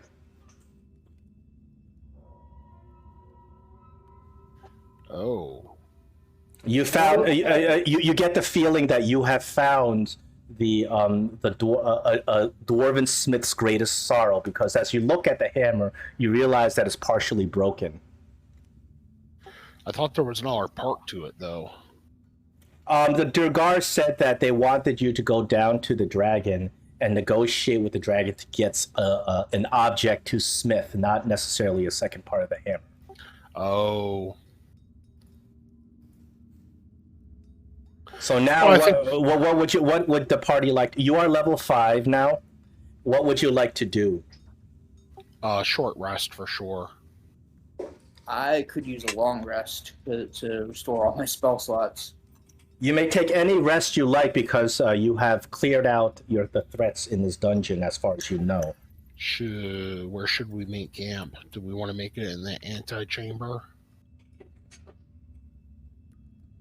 I think we need to go and check out the forge and all that stuff and see what's in there. Well, what we'll do now is you guys may take a short or long rest that you'd like, and in the meantime, we will take a break. You all may level up to level 5. I don't know how much time you'll need to actually do the level up, and you can also decide what you'd like to do. And we'll take if you need time, we can take a 15-minute break, because you guys have completed this module, but obviously, you can make the decision to go down and fight this horrible dragon or to explore more of this place before you head back, or you can decide to head back.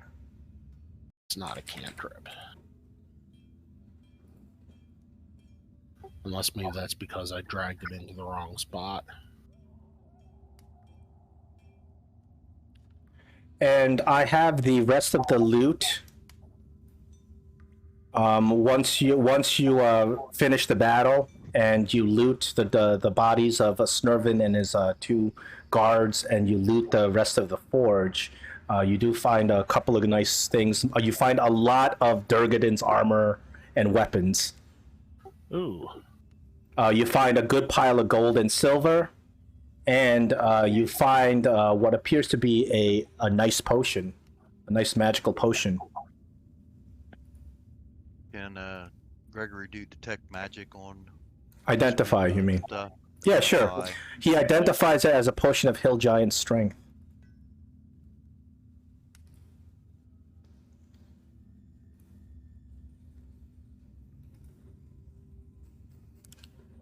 I was actually thinking That's about not bad. seeing if the any of the armor or the necklace was magical. The necklaces and the armor is all the Duergar's gear, but none of it is magical. You actually have not found any Duergar's armor that has magical enchantment on it. Although this armor looks like it should have magical enchantment, none of it has it. So I will put this in a party inventory. Unless somebody wants to take the potion of Hill Giant Strength into their inventory, I'll put the rest in the party inventory. Drake or What's that? the Hill Giant Strength Oh, yeah. or land? Not Drake or something land I'm one? likely going to find too useful. Land, Oh, that's cool. since you do our strength stuff. Gregory might want it so he can bash more stuff with his quarterstaff once he runs out of spells. Yeah, that's not a bad idea. Or I can cast. I just realized the scribe. I can change the damage type of spells, so I can cast firebolt and make it force damage instead of fire damage. That will be very helpful later on in the game when you meet enemies that are very resistant to particular types of damage. That actually is extremely helpful because that is actually a big problem in higher levels when the party meets specific types of enemies that cannot be damaged except with a certain type of magic. That's the cool thing about being a scribe is you can change the damage type to that's cool. another damage type of another spell that you know. Can you just do that at any time, or do you have to do some preparation first, or it's just whenever you choose to? Just for that one casting. I don't know if there's. Let me read the details again, because being able to do that at will seems pretty powerful. That's all right. It's not relevant right now, but it may be relevant soon. Okay, So- when you cast a wizard spell with a spell slots, I can't use a cantrip. Oh, you have to expend a spell slot to do it. But I can use Scorching Ray to do force damage, for example. Or thunder damage or whatever, which is really cool. Or I can have Fireball do force damage. That would be, oh my god. So there's that. Put that off to the side for now.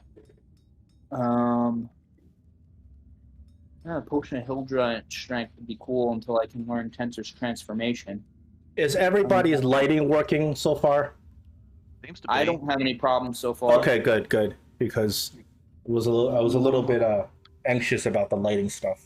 So I get one more cantrip. I did have a question. There's a potion in my inventory that's not identified, and Drake had asked me the other day if it was a healing elixir, and I think I just picked it up from our last adventure. Minor illusion. So I don't know if that would cure the disease that we have or not. I'm sure it wouldn't, but let me take a look. Let's see. You have potions of healing. I do, but I have a potion that's not identified. I think I just picked it up out of the last month. Yeah, I remember there was a potion to that effect last adventure. Yeah, there was a 3-dose elixir of health, I think is what it's called. I don't see it in your inventory. You have a potion in your inventory that's, let's see. That's a potion of healing that you have in your inventory. Yeah, I identified it. Yeah, you guys don't need to identify potions of healing. You guys already recognize it. Let me see. That elixir of health, I don't see it in your inventory. Yeah, that wouldn't cure your particular ailment right now, but I don't actually see it in your inventory. Right. I've actually got a potion too that's unidentified. A vial of red liquid that shimmers when agitated. That might be another potion of healing. I wish I can do a script that identifies all potions of healing. Yeah, that's another potion of healing. There we go.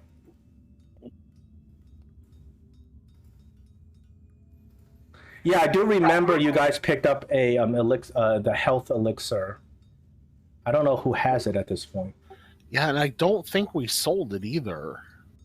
I just don't remember who has it.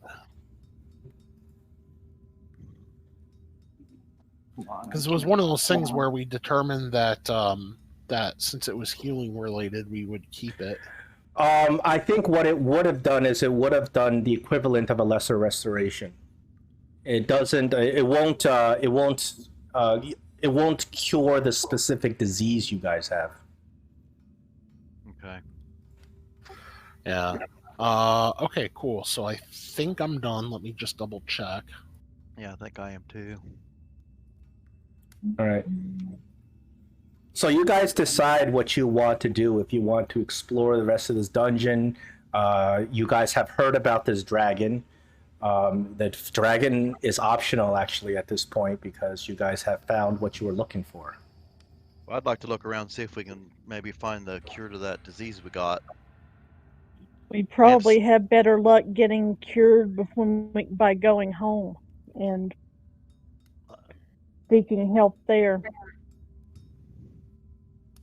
That's true. Yeah, either that or I imagine someone here knows, like someone Actually, in this world and time knows of a cure.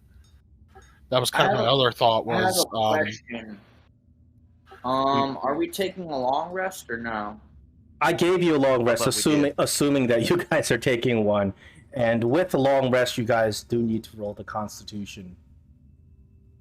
All right. Yeah, I was saying, I remember that we were offered a bonus for slaying these orcs back at town. I believe. Just to remind you, yeah, very previously, you guys rescued 2 civilians upstairs from the orcs, and they said that if you were to come back to Blastingdale, the town elder would give you some gold for their rescue. All right, I'm gonna use the restroom real quick, guys. Okay. Now, can I copy a scroll into my spell book while we're long resting? Sure. Okay, so I'll do the one because I do have a scroll of dispel magic, or I have to have a few scrolls. There's melts minute meteors.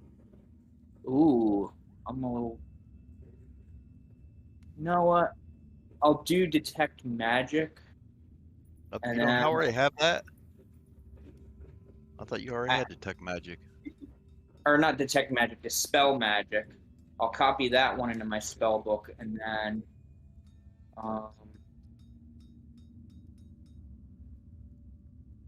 what I'll do is Yeah, dispel magic's a big one for level 5, depending on the Okay. situation. I'm going to ask Lynn if Ooh. she'll say an extra prayer to Saloon before I make my Constitution save. Can guidance help with that? That's what I Uh, was- yeah. Well, do you want to give him guidance? Yes, I do. You may give him one or the other. How about that? One of the other of what? Guidance or help. You can pray and give him help, or give him the guidance. All right, and you needed con saves, right?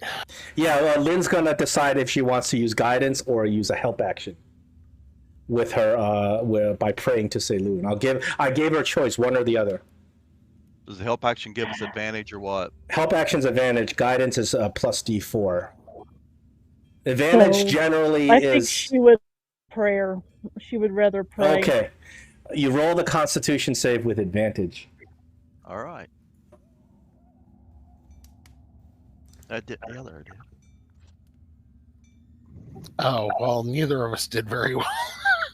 Oh, I am so sorry. No, you did not do very well. I got 11. I think I'm okay, aren't I? Isn't it like the DC 10 or? Well, you're okay for level 2.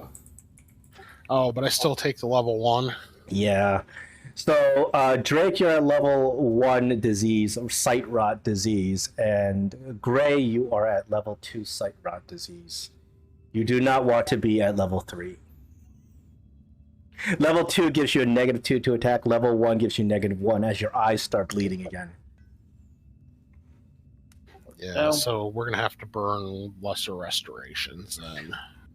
Lesser restorations can take it off temporarily, no, not necessarily curing the disease. A greater restoration will cure just any disease that's not godly, that's not God originated.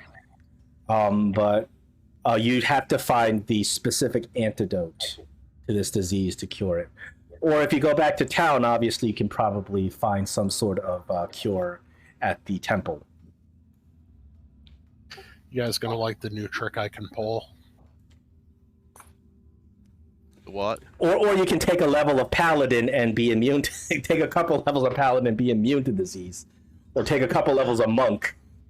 You know, like the other group who leveled up and became immune to diseases. I mean, I can't give you a disease if you're immune to disease, right? Right.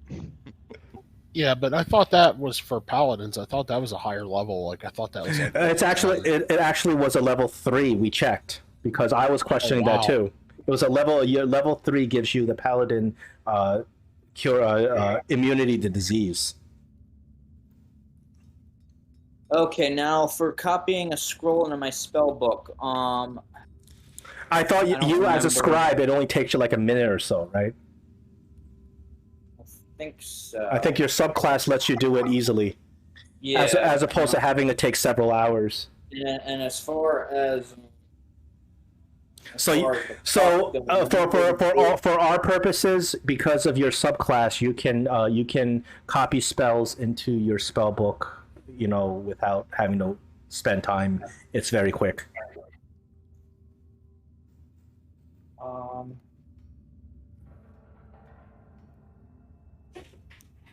Also, I remember I rolled something to determine how much gold it would cost. Okay, so 2 minutes per spell level, so it only takes me 6 minutes to copy dispel magic into my book. Yeah. And as far as gold is concerned, how much gold does that cost? I think you don't you say you roll for it? I rolled for it. I just forget exactly what I rolled. I don't know if I have it. I don't remember either. Can you roll for it again? If you want me to, I could. If What was the? I don't even remember what the roll was. You have thousands of gold, so you guys should be okay.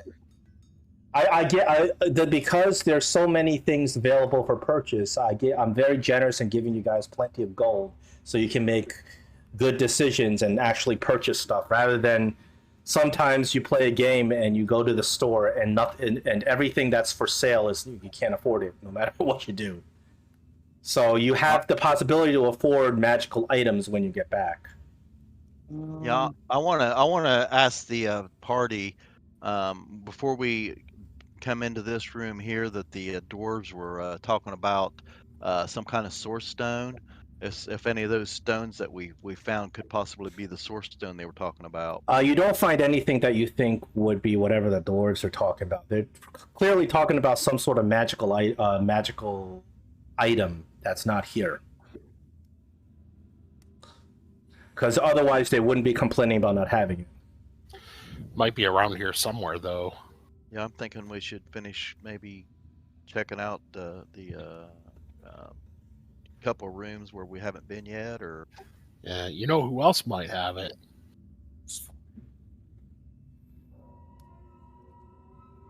Huh?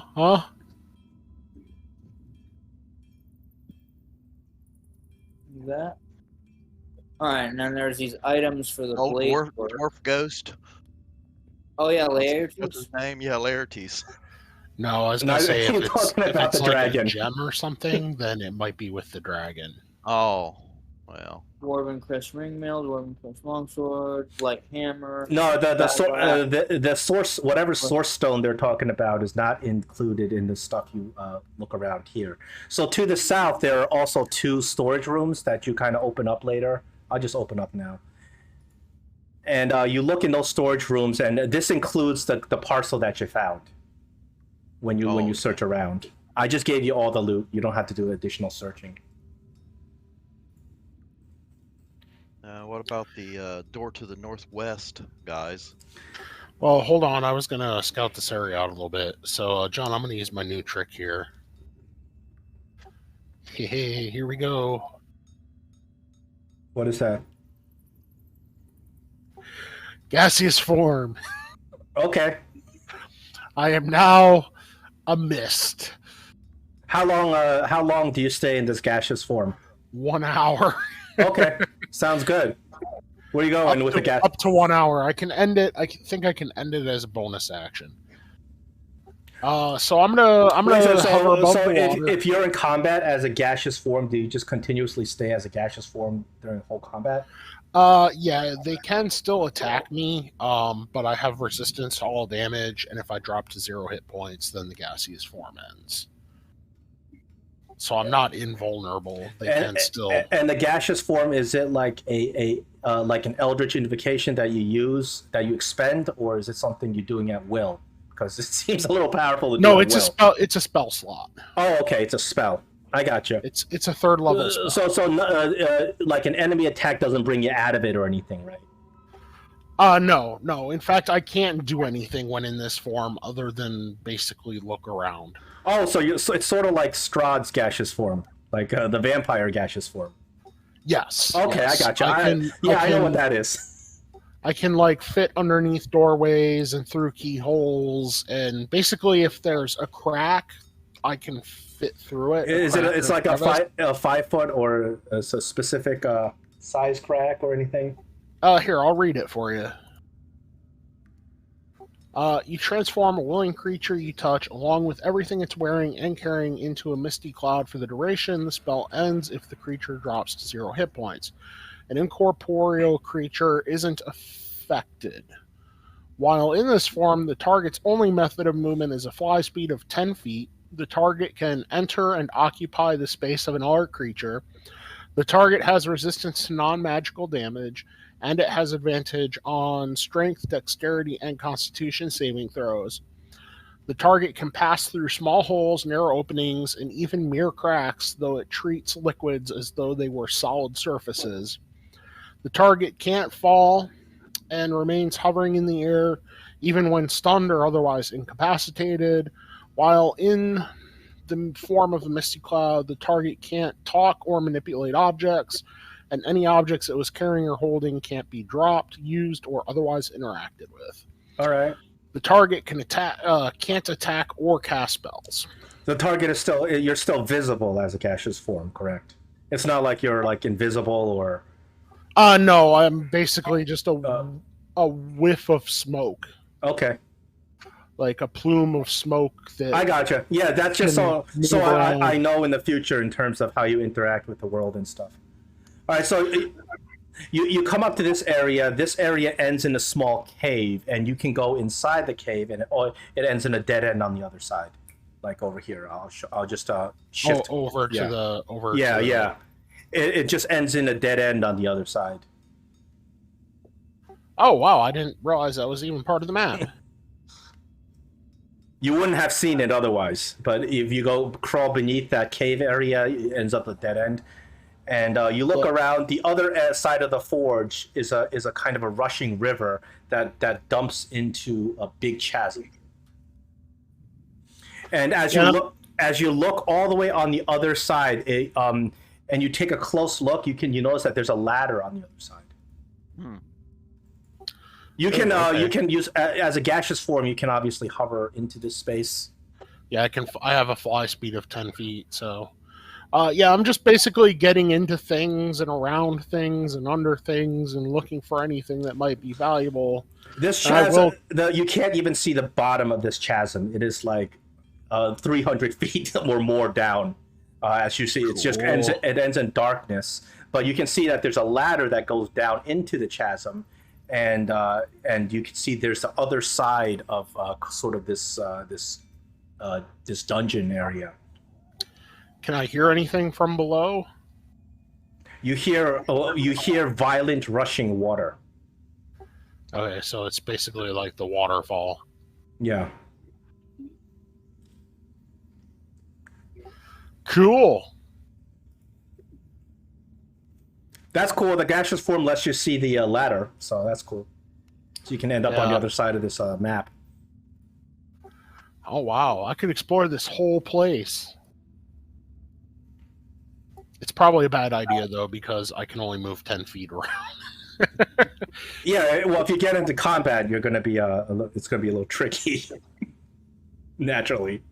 All right, I just fly back, and you just see this puff of smoke that's like waving back and forth, kind of like shimmering the shoulders back and forth.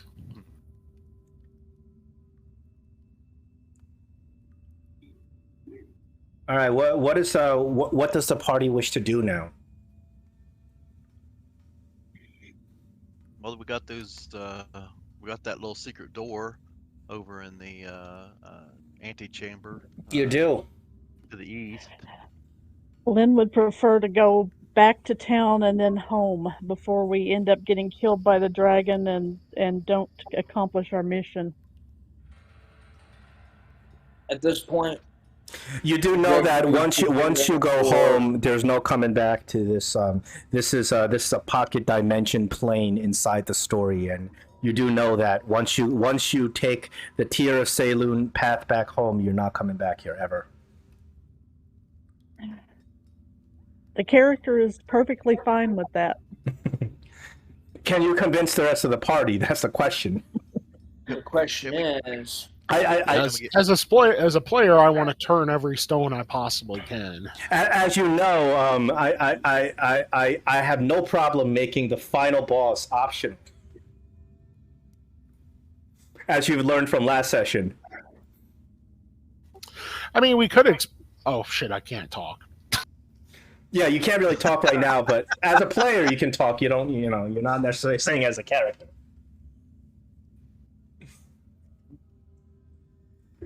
I could talk to the dragon because I know how to speak Draconic. You could talk to the dragon. You don't know how effective that'll be. I'm sure he likes a little before dinner conversation. Yeah, we don't know. I see what you did there. We don't know his attitude. We could explore the rest of this level. At the very least, I know there's some passageway over on the other side. Oh, you guys don't know that.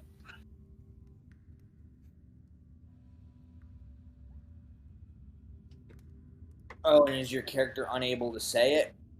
Yeah, I'm in a gaseous form. I'm a Oh, puff yeah. of smoke at the moment. So since he had to use a spell slot, he would have to, and once he turns out of the gaseous form and speaks, he has to use another spell shot to redo it. So he's retaining the gaseous form for now. Yeah, I'll go hover over around this other door up here in the northwest. Do you wish to go in this room? Not yet. I'm waiting for the rest of the party. So you look inside this room to the northwest, and it's some sort of chapel. There are a couple of pews there, and you see that there's a lot of dwarven gods etched along the walls. Once again, it's Moradin and Clangeddin. These dwarves have not been defaced. There's stone benches that have been smashed in some sort of ancient battle because there's cobwebs on them. It wasn't recent. And then to the very west end of this chapel, there's some sort of altar, and you see that there is a dim light emanating from that altar. I'm doing a tornado thing right now, where I'm just kind of going around in a circle, a tight circle.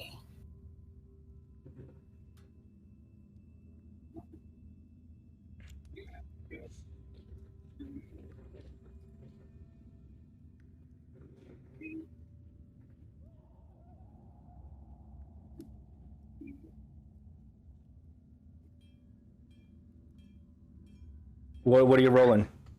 I'm just trying to figure out if Lynn would notice the fog swirling around. I don't think she does. I think you would if the fog makes itself like. I guess Drake, if you tell them that you're going to turn into a mist. Yeah, I can hover right over top of you, and you can breathe me in.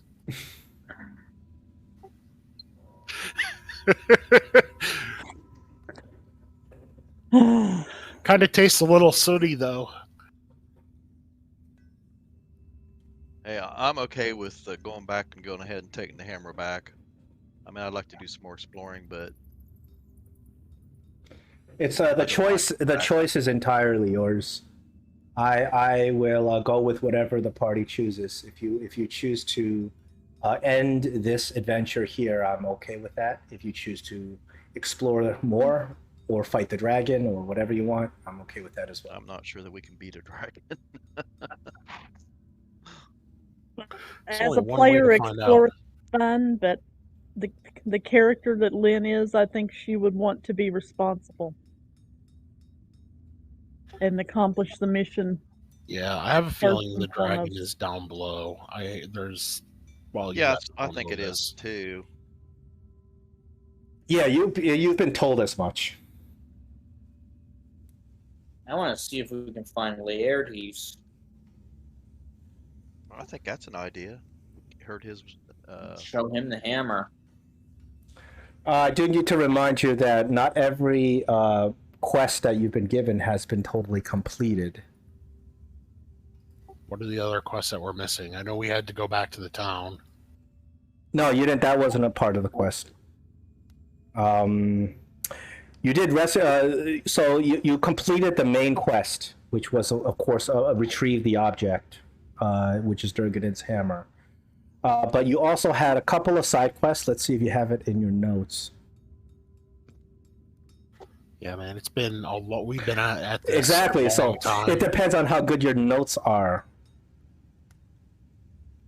Oh, you do have it in your notes. Okay, so your other side quest is retrieve Duergar's mark, gear with Duergar's mark. You found a lot of objects with that, and that's going to make you a lot of money. But your third quest is what happened to the fortress of Khundrukar, because when you originally were coming down here, you met a dwarf named Loromir Whitehorn. And he told you that it's very important to the dwarven nations, to the the 8 clans of dwarves to know what had happened to the 9th clan of dwarves, which is the clan that founded Khundrukar. Duergar the Black was the king and the leader of those clans. They have no idea what happened. It was wiped off the face of the earth. And when they came to explore Khundrukar in your time, they found the whole place is empty. So that quest you have not completed. So I'm thinking we go through the door where we heard Larity's voice, because he's been trying to lead us somewhere. He was, but as far as you know, he's only led you into danger. Yes, last time he led us into an ambush. Laertes has not been 100% trustworthy in terms of his ghostliness. I'm thinking he's not even been 10% trustworthy.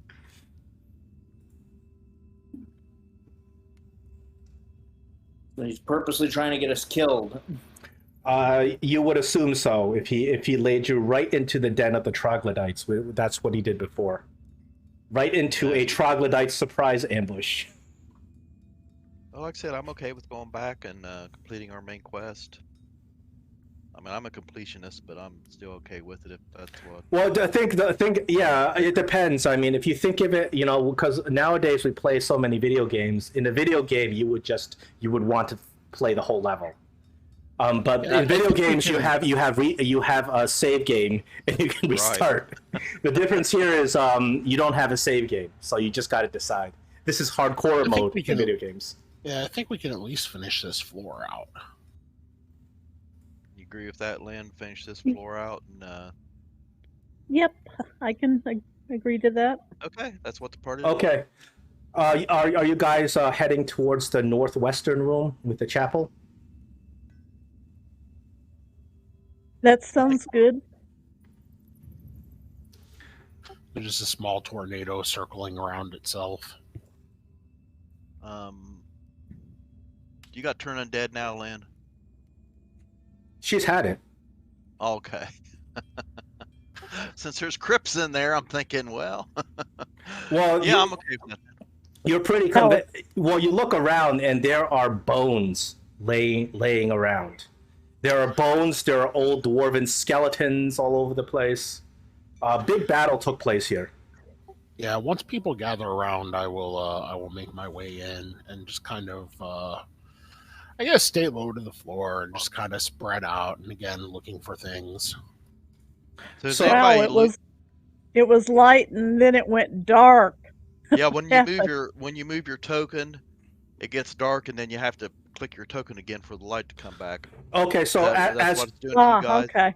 So yeah, I'm sorry. That's part of the dynamic lighting stuff. So as you enter the room, you're able to take a look around finally inside the room. You notice that there's an altar on the western end of the room. The altar has what appears to be the remains of a dwarf on it.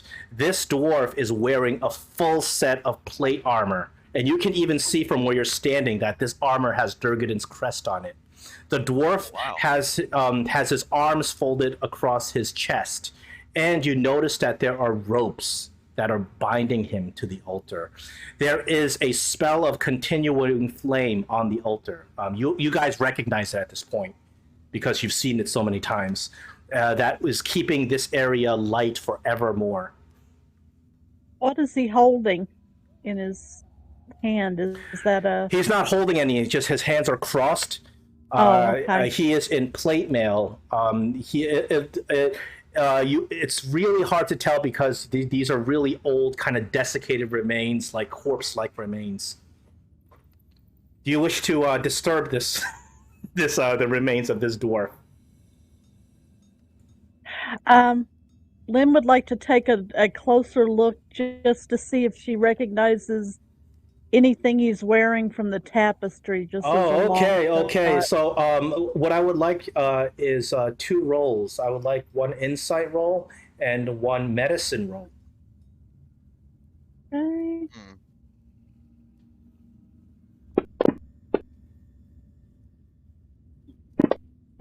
Excellent. Wow. Okay. Your insight tells you that this is Duergar. You recognize the plate mail that he's wearing. from the guy hammering on that tapestry, you know that this is Durgadin himself. Also, your medicine roll tells you that despite the fact that this corpse has been decaying for centuries, you can tell just by fine markings on the dried up skin of this corpse that this poor dwarf was sliced with surgical precision hundreds of times. There's hundreds of scalpel-like marks all over the skin. Wow.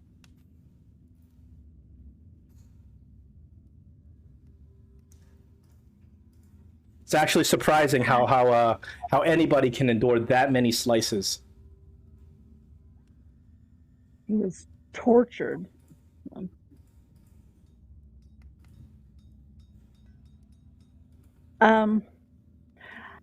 I think Lynn would like to just try to speak to his spirit or anything of him that might be remaining there. Do you have any skills that would allow you to speak to spirits, like speak with dead? No, I think she would just try to talk to him normally and hope that if there's something there, he might hear her. No, unfortunately, it's long gone. There's no there does not appear to be any spirits willing to speak back to you, but you do feel a foul energy emanating in this place. There is a giant skeleton like right in front of him as well.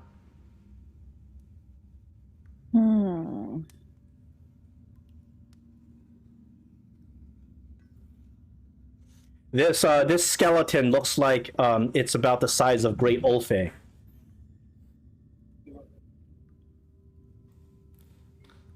The plate mail looks really sturdy. It looks like it would fit you.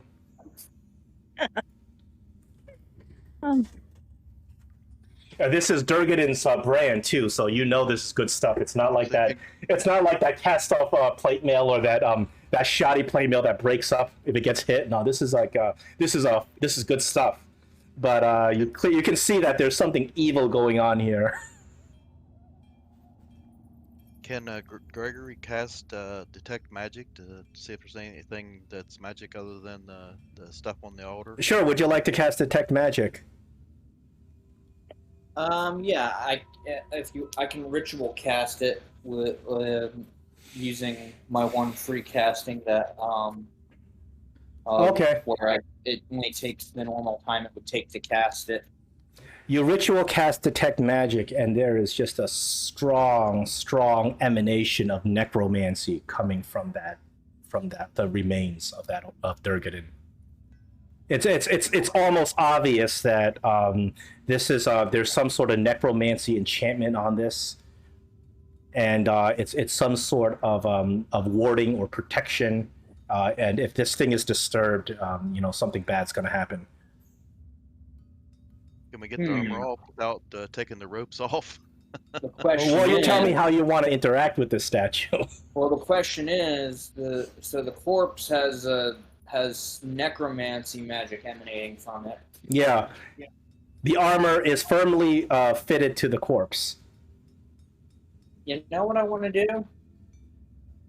I want to learn more about this necromancy magic. I'm going to, if we have 10 minutes, I'm going to ritual cast Identify on it. Okay. If you spend another 10 minutes, you realize that there is anime dead here, meaning that undead will be attacking you once you disturb this corpse. Okay, and you look around you and you look at these bones and stuff like you're like, yeah, I can figure that out.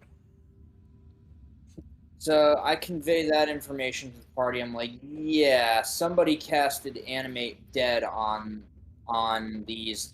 Is the corpse of Durgadin like bound to the sepulcher? It is tied like with rope. And you realize that the whoever casts Animate uses really high level of magic. It's not like your level 1 Animate Death spell with one zombie. It's like a really high level. You'll probably be fighting something really nasty. I'm gonna pop out a gaseous form at this point. Yeah. Can he dispel the necromancy magic on Durgadin? He would have to do a roll because it's a high level spell. There are rules for Yes. dispelling magic on. You don't know what level it is. You can't tell. If But it's a third level, if it's fourth level or higher, then what I'd have to do is I'd have to roll. What is it? Just a raw intelligence check or an Arcana check? you can use Arcana, DC. obviously. Okay, and the DC would be 10 plus the level of the spell. Yeah, it's a high level spell, but you can try a dispel magic. Wonder if you do that, if Lynn can, would guidance help him? I don't see why not. It is a skill check. Guidance all the way. The question is, why would they tie the corpse to the sepulcher unless it was out of fear that he would come back as a zombie after he died, No, they were knowing that they there's an were necromancer nearby? they were torturing him. Yeah, you put together that this was some sort of they did this on purpose to make a statement. Yeah, And They did this they, as a- Humiliate him and his. they Yeah. laid him his here to legend. suffer eternally. Yeah, as a blasphemy to his gods, because you can see the Moradin and stuff like that are etched into the background. So this is a blasphemy to the dwarven gods. Yep, I would think that would upset Lynn a little bit. Yeah, this Yep. is something that's really cruel and vicious. And this is ancient. It could not have been done by the Duergar because there's cobwebs all over the place. And We should and probably And would the orcs be smart enough to do something like this? possibly, you don't know. we should probably try to, and I know this is going to lead to combat, but we should probably try to take the body and lay it to rest. Before Well, we do what I was that, thinking. Yeah, that plate mail's looking real good. Oh, you may Before we wanna... do, before we do that, I'm gonna cast Dispel Magic. Okay, I need an Arcana roll to against the spell level of this magic. Let's see if you can And get. Lynn's going to give him guidance. guidance. Let's see if you can nail this. All right. Come so, on. And you said guidance, so I get to add a D4, right? Yep. All right. Oh, let's see. That is a 17. You dispel the magic. The necromancy vanishes into a wisp, and the magical enchantment just disappears. And now the statue, when you detect magic, the only magic you find on it is that continual flame. Congratulations, that's a good move. You're full on inspiration, or else I'd give you more, but that was a fantastic move. The statue you feel is now safe to. The remains are safe to take down now. Okay. All right. So the animate dead, and I'm like, all right. So the animate dead spell is gone. So I guess we can go ahead and cut the ropes off of Durgan's body and let him sleep in peace. So now, you go ahead and you take Durgan down. You take his remains down. He has a set of plate mail on, and beneath him, where he was lying, you find a small parcel, and there are a couple of scrolls inside there, and there's a bunch of gold. Ooh. But you also, if you choose to take it, you obtain Durgan's Dwarven Crest plate mail. This is a set of full plate armor Wow.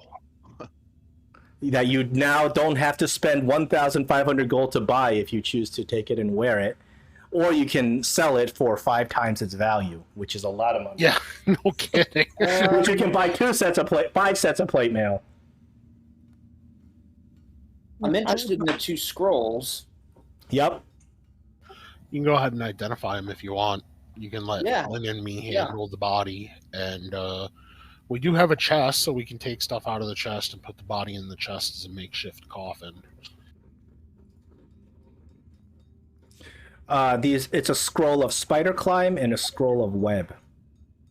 Oh, web. That's all right. So, let's see, web? Because I already have spider climb, but web. Web is sort of like you shoot it at an enemy, and you can incapacitate a whole bunch of enemies in a radius. Yes, area of effect. Yeah, it's an AOE kind of spell. It's useful in small enemies with bad dex checks. Second level conjuration. Conjure a map, 1 action, 60-foot range. Here, this is what I'll do. I'll put the web in your inventory, obviously, because you're probably going to be the one to be taking it. I'll put the both scrolls in your inventory. Lynn, do you want this plate mail, or is anybody able to wear the plate mail? Well, Lincoln, I think she's the only one to come wear it, but Okay. Lynn, can you wear heavy armor? Yes, but this, I would personally like to take it back to Durgan's people and take the reward for it rather than wear it. yeah. Yeah, that sounds like a good idea. All right, I've distributed to your inventory. Yeah, web is also a very useful spell in if you want to freeze up enemies that have bad dex checks. I got web as I also have web as part of my upgrade. My level up. I got it automatically for being a swarm keeper, but anyway, just FYI. So now you can swarm them with spiders that weave sticky silk. Yeah, so from my perspective, that it was worth it for you guys to spend that little bit of extra exploration because you found Duergar, but you still have not completed the quest. Even though you found Duergar's body, that doesn't explain what had happened here.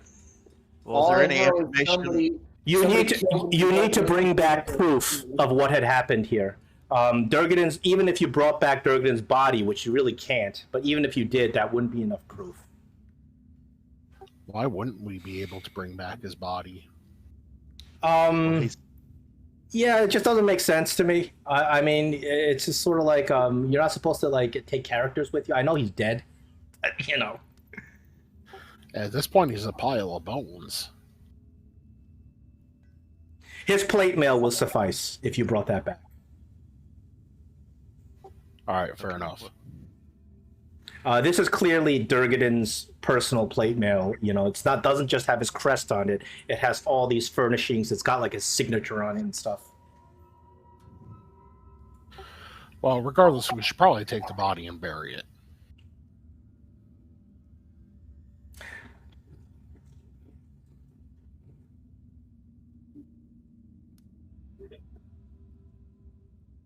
Question is, can we find... Now we need to find Laertes and see if he's still running around here, or if dispelling the animate dead. Well, the one thing I can see for one reason that I would want to find Laertes is if he was in that scroll with Duergar, then he knows what happened here. Yeah, that's what I was thinking. Unfortunately, he's crazy. Unless there's a way to make him uncrazy. There may be. It's too bad I don't have calm emotions. Or are we going to check out? Are we going to continue to check out this floor? I think so. At this time, I will relay to you guys that there's a ladder on the other side of the chasm, and there's a passage leading north from there.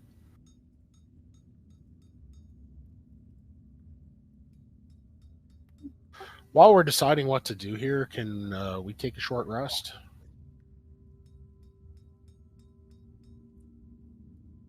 I'm okay with that. Gray, is your vision okay? Is my vision okay? Yeah, no, I'm talking about your token's lighting. Yeah, as long as I click on it. Well, yeah, I guess it is. Because you're supposed to have dark vision, but I don't see it fully lighting up. Yeah, it's not lighting up for me either. Oh, you know what? I put a colon instead of a semicolon. That's why. See, these little... Oh. Even something that stupid will mess up your the code. Yeah, it has to be... No, Drake, you should have True Sight 120. And I see it on you. Yeah. Yeah, I'm fine, Yeah. but I clicked over to Gray and because you were asking about his token. Yeah. It's the problem was there was a semicolon, not a colon. Okay. I mean, there was a colon, not a semicolon. It should be a semicolon. Now, Nice. Gray. Now you see appropriately, Gray. Yeah, I see clearly now. You can see clearly now. The rain is gone. I can see all obstacles in my way. Well, we're going to try to go into. Well, we'll take a short rest. Oh, there you go. You can see clearly now the colon's gone. Okay. Short rest. And I will use my arcane recovery to restore a third level spell slot. So I can do that.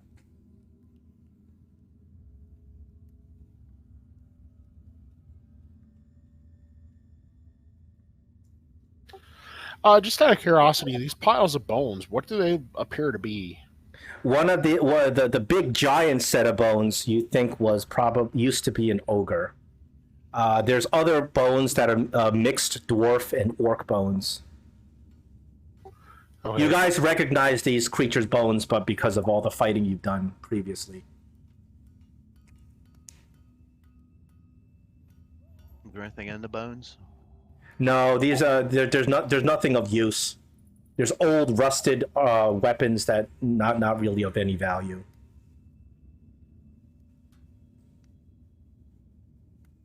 Well, are we gonna go check these other rooms?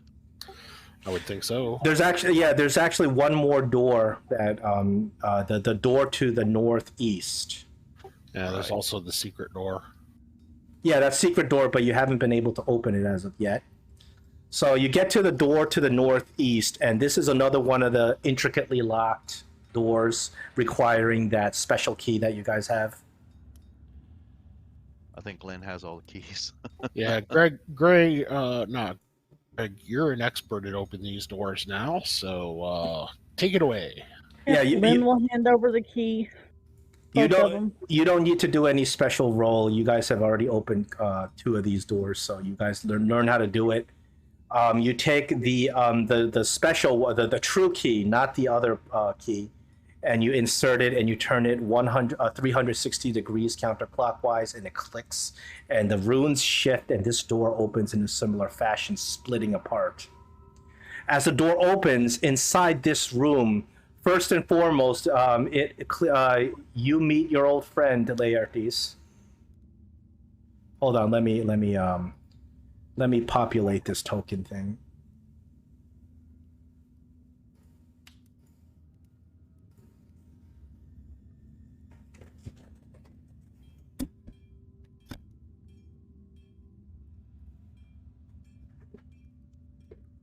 So directly inside, directly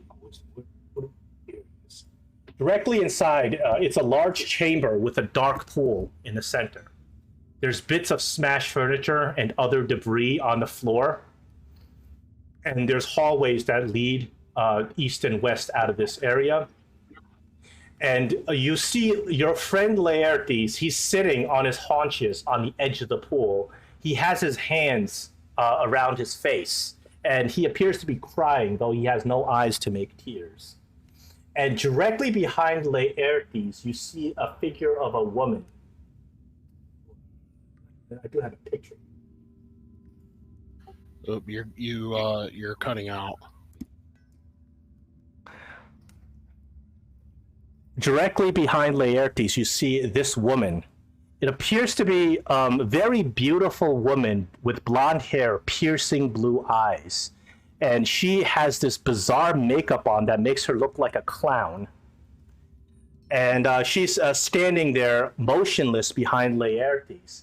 And Laertes has his face in his hands, crying, "Oh, blow winds and crack your cheeks." And this woman behind him says, "Uncle Laertes, you are not but a fool at this time. What do you have to cry about? You forgot everything. You know nothing. You remember nothing. What is your name, Laertes?" "Ah, I am King Laertes. You are but a fool. You are more of a fool than I am. And this woman, she's got a hat on that looks like Harley Quinn's hat. Like it's called a coxcomb. She comes down and she takes off her hat. She's like, "It is you who are the fool. Here, take my hat." And she takes off her hat and puts it on Laertes, and she chuckles. And Laertes continues to cry. And this is the scene you see before you. Lynn is just going to go in and say, Laertes, we have freed Duergar from his prison. Laertes continues to cry. He says some gibberish. "I fear I am not in my perfect mind, and to deal plainly, I am foolish, a foolish, fond old man." And the woman behind him says, "He cannot hear you. He cannot hear anything but me." I'm gonna take a seat here on the I guess this is what, like a raised edge to this well? Is that what it is? Yes, it's a dark pool, and it's emanating some magical blue light. And the woman behind Laertes just kind of she talks to him, and he seems to respond to her, but he has no idea that you're even there. He doesn't even recognize you. I'm gonna actually talk out to the lady here and ask her if she minds explaining what's going on. She looks at you. She says, "What do you think is going on?" "Poor old Laertes, suffering in his pain. This is a cold night and will turn all of us to fools and madmen." And she starts laughing hysterically. What happened to Laertes? Laertes has forgotten who he is. He's forgotten his very name. And there is much power in a name, may I remind you. What is his name? Oh, that's a secret. And she puts her finger up to her lips. And I just pipe up and go, "Is it Duergar?" No. You should have not been old, Laertes, until you've become wise. Laertes continues to cry, not even paying any mind to your presence. Lynn will look at the others. Was there anything on that tapestry that might have had names? The tapestry did not have any writing on it, but it had Laertes' image right there in the front.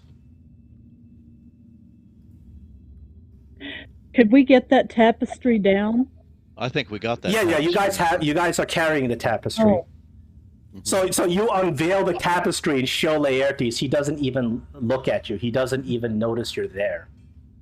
Oh, but And isn't then, he blind? The woman looks at you and says, "He does not even know you're there. His mind is shot, and thanks to you, his body is gone, and he exists only in this spirit form, forever grieving his sins." Just out of curiosity, like, why is his name a secret? A name has power. A name can reveal to you who you truly are. A name is valuable, more valuable than your gold, than your weapons and magical items. A name is everything. And she looks a little maniacal as she says this. So why is his name a secret? That's what I want to know. Well, that in itself is a secret. But if you want to know the secret, for one secret, I would have another secret, and I can possibly tell you. Well, what do you propose? Well, which one of you are brave? Truly brave? I think we all are. We wouldn't have gotten this far if we weren't. I would like one volunteer. If you're really brave and you really want to solve the mysteries of this place, I have all the answers, but I have a price. And she says, "I just want one of you. Just one. Not all of you, just one of you. Any volunteers? She What are says you as she... Posing, that's what I want to know. I'm proposing that I find out all of your secrets, and I will tell you all of mine. And she does this like seductively. I don't understand. How do you intend to find out our secrets? Well, I need a volunteer. If anybody's willing to take my deal.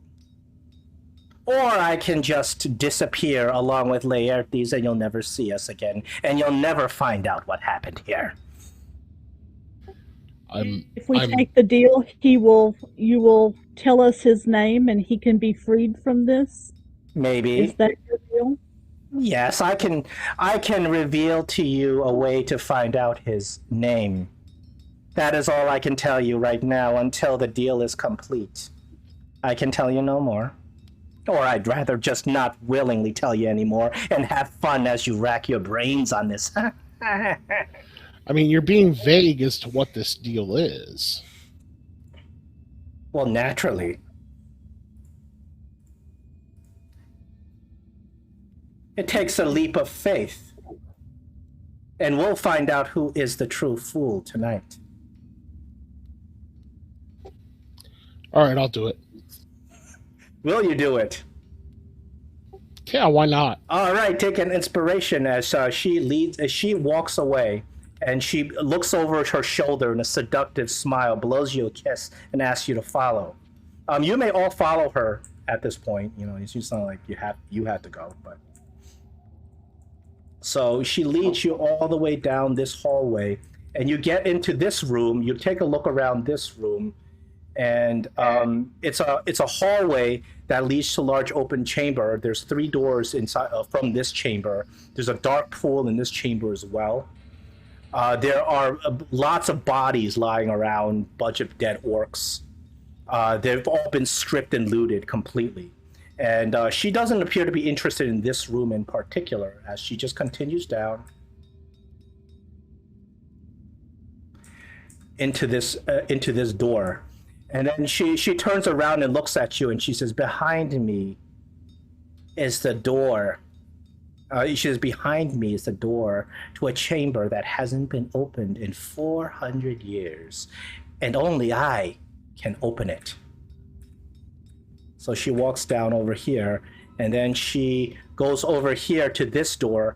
And as you guys enter this room, you look around and you notice that the door that she is right next to has an obvious magical ward on it.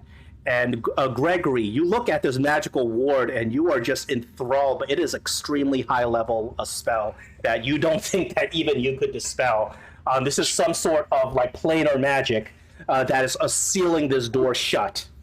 It's like she used a wish spell to yeah. This is some planar this is some planar magic. A warding or a wish or some weird world magic or something. She says, "Follow me," and she opens a small portal through the wall, and beckons you to go through. All of us, or just me? Just you. She only wants one volunteer. The minute you walk through, the portal closes. Yeah, I'm going through right after. Yeah. Okay. So now that you are in here, out of the knowledge of the rest of the party, I am going to ask you to join me in game chat lobby so the party doesn't hear us. Okay. I'm curious now. Yeah. No. This is great. It is. So this is what's going to happen. So when she walks in here, I need you to roll a wisdom saving throw.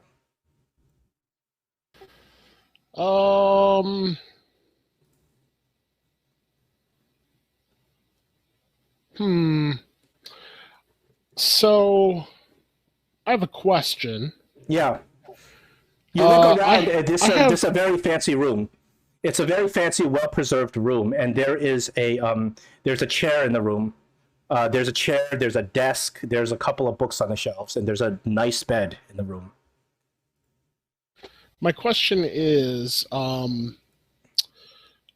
have 3 inspiration saved up. Now, I know we said we wouldn't use the golden inspiration without talking about it as a team first. Listen, I will make an exception here because you could possibly die. So if you choose to use the golden inspiration, you may use it for any one role you like. Okay, so I'm gonna use it on this. On the wisdom saving throw. Yes. Okay, you use it on the wisdom saving throw, and the charm spell she attempts to cast on you fails. Now you have your facilities, and you may make you have your mental facilities, and you may make a choice. Now, what she asks for you, and she says, "Give me a kiss, just one kiss, and I will leave forever, and you may have everything in this room, and the wards will drop." So yeah, you have your facilities to choose to do what she asks or not. Oh. That golden inspiration is used, and she is unable to charm you to do it, so you can choose to do it, or you can say no. At which point she will probably she will probably force you out of the room. What's gonna happen if I do kiss you? Oh, that's you gonna find out. It's a choice you gotta make. You use the golden inspiration. You still have your regular inspirations, but you. Oh no, because I thought golden inspiration burned all 3 of them. Golden inspiration. Oh, I'm sorry. Yes, it does. Yes, it does. All right, so I chose the wrong save. Nobody's gonna be able to guide you, help you. It's all on you. So, do you willingly give her allow the kiss to happen, or do you resist and say no? I refuse. Ooh. I'm gonna kind of hesitantly look around for a bit, and I'm just eyeing the room. What's in the room? The room is beautifully adorned. It is. It looks like the furniture and everything is set up for a dwarf. So you think that a dwarf used to live in this room, and you look around and there's books stacking the shelves. There's fine carpeting. There's incense burning. There's a candle burning. There's a beautiful looking desk that's finely carved in the corner. The chair is toppled over, but there's also a very beautiful bed. I ask her, what are you? She says, "Kiss first, and you'll know everything." She is very beautiful, so a part of your animalistic nature is tempted, but you have total control of your facilities. You're not charmed. Is she humanoid or is she dwarven? She is a beautiful human-sized woman. All right, let's go for it. All right. I love how you're I love how you play ball. I'm you want the roll? It's a Constitution saving throw.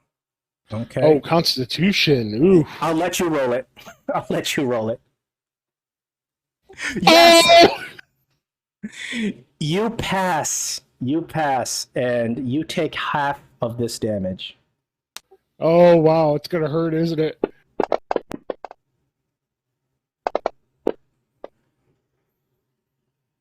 Okay, not that bad. Not that bad at all. Sorry, what was that? You cutting out? You take half of 29 points of damage. So the full damage, 14. Even the full damage wouldn't have killed you. So after she kisses you, finally, she sucks out a huge portion of your energy, and half of this 29 is 14. So your max HP goes down 14 as she drains part of your powers. Okay. And she a portal opens behind her, and she says, "Thank you. You tasted delicious." And you see as she steps through the portal, her image changes. She grows horns. She grows hooves. and her image changes to some sort of devil, and then the magical ward drops out of the room. And let's go back. Oh wait.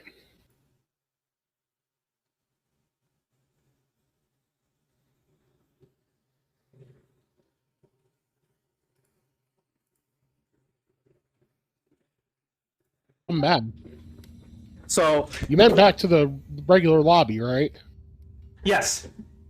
Oh, So Drake disappears with this woman for a while, and then you guys waiting there, just very, very nervous and impatient. And then finally, the magical ward on the door disappears, and the door swings open, and you see Drake, and he's looking really, really hurt. What happened, Drake? little worse for wear. Is she still there? She's not there anymore. Oh, she told us she was gonna figure out Laertes' thing, right? She might have lied to you. You don't know. Yeah, I think we got screwed on that deal, guys. Well, you want to take a look at what's in this room that you so Yeah, that'd badly be you a good so idea. Oh, okay, yeah. I'll toss the room top to bottom. Let's get Greg in here, man. This calls for detect magic. All right, so I ritual cast detect magic if we have 10 minutes. Okay, give me 1 second. I am setting something. I'm setting it up. Lynn is going to start bringing out the bandages and stuff. Yeah, I don't think bandages are going to help for this one. I think I'm going to have to sleep this one off. Oh.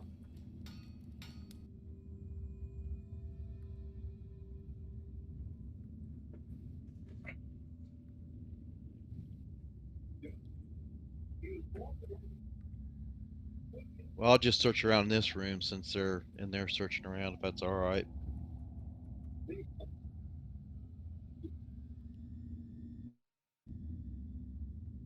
I'm sorry. I'm finishing something here. That's okay. Yep, no problem. We're gonna be.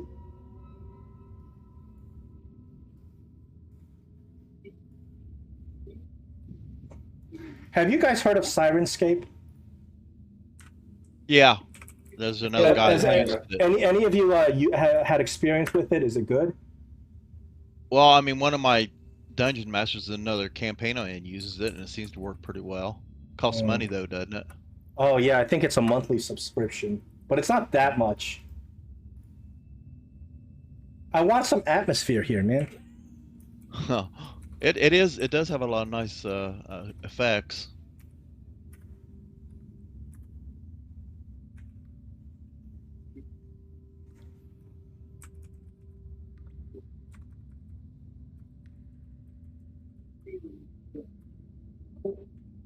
This is the big reveal.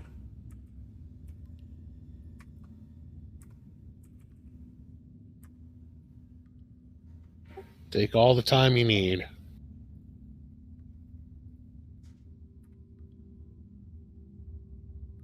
Yeah, no problem.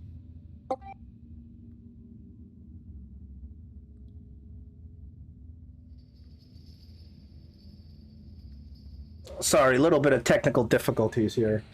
It's not just a sound issue. I think my parcel has disappeared. I don't know. I'm looking Uh-oh. for it. Why would a parcel disappear? I got no clue.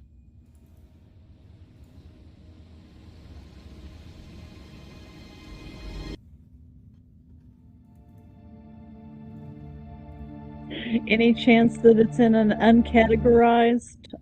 Yeah, that's where I'm looking for it. I'm looking because it used to come from a shortcut here.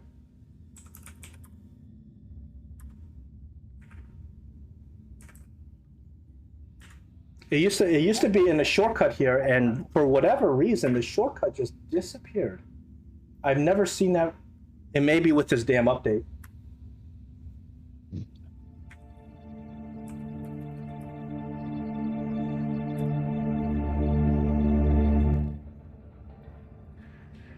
So you look around this room. It is a very, very fancy-looking room. It's perfectly preserved. You're cutting out again, at least for me. Yeah, me too. Hmm.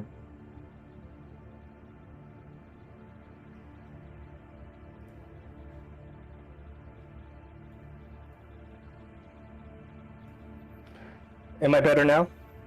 Yeah. Now I can Okay. hear you. So you look around this room, and it's very, very well adorned. It is perfectly preserved, probably for hundreds of years, by magical means or otherwise. And there are shelves adorning the walls of this room. There is a very well carved desk to the south. There's a fancy looking bed also in the corner of the room, which is perfectly made. All the objects in this room are well placed. You see a lot of kind of knickknacks. You see a bunch of beakers with alchemical supplies. And to the desk to the south, you see it's partially opened. As you use a detect magic in here, you realize that this entire room itself is lit up with some sort of preservation magic that has kept all the objects in perfect shape for hundreds of years.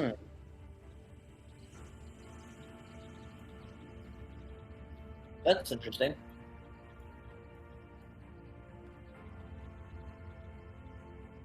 I'm gonna have a rest while you guys sort this one out.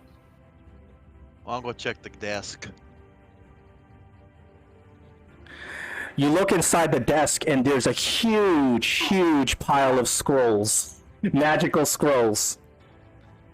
And among the magical scrolls, you find a well-preserved journal labeled Ancient Journal. You may read it if you wish. I might take a look at that. Oh wow, it's actually in the item description. Oh, yeah. Okay. Let me just read it for you for dramatic effect. This is a journal of Orindal Blackstone. He is a dwarven alchemist and second in command to Duergar the Black. Its earliest entries go back almost 400 years from your character's present day to the founding of Khundrukar.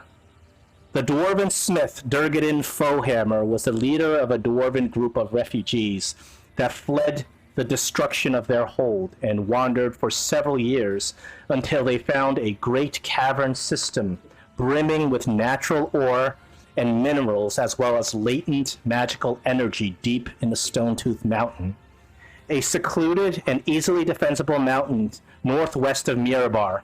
Here they founded the fortress of Khundrukar and bequeathed its founder the title King Duergar the Black and clan leader.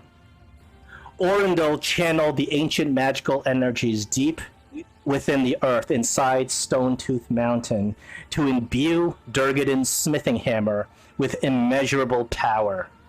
And this allowed Duergar to produce magical arms and weapons that were unrivaled at the time.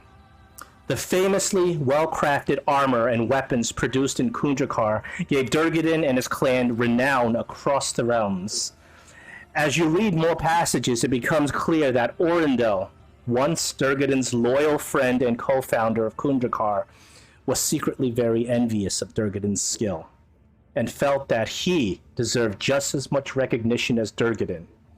For while it was Duergar's famed hammer that crafted these unrivaled armor and weapons, it was Orindal's magic that empowered them.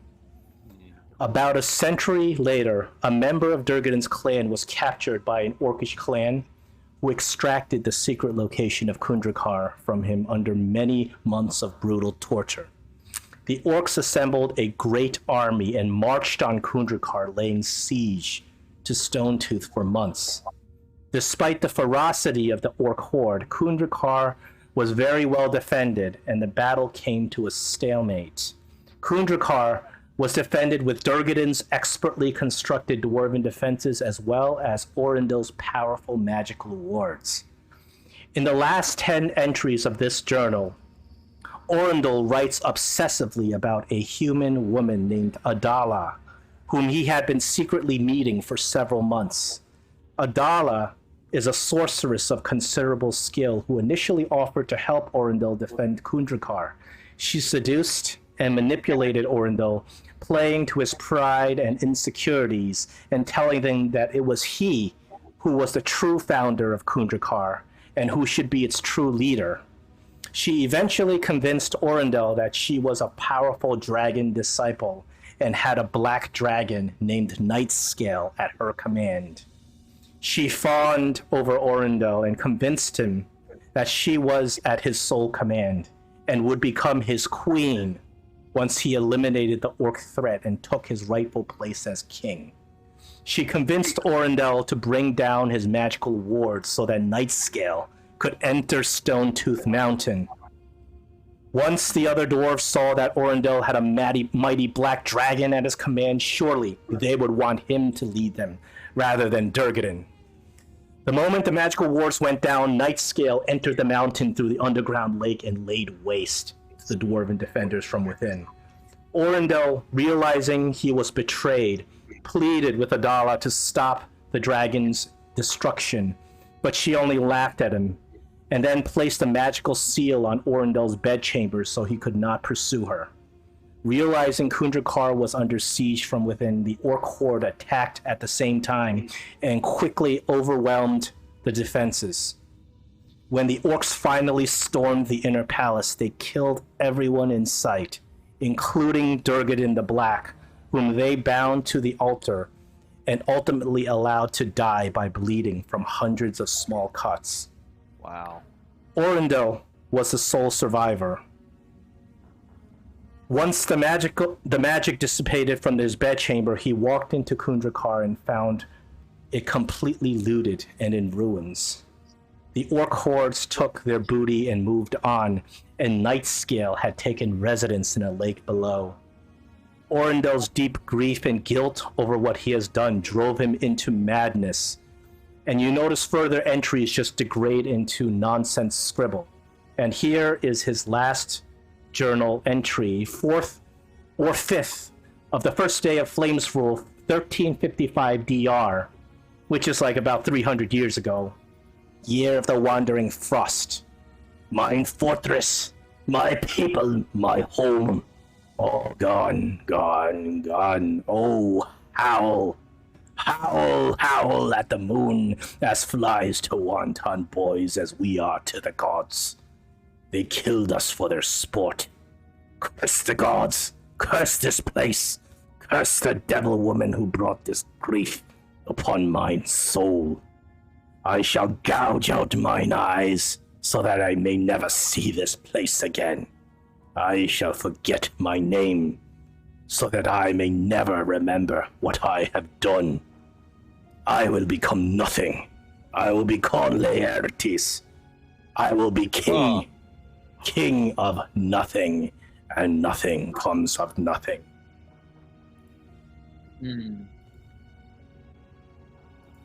Well, now we know what happened.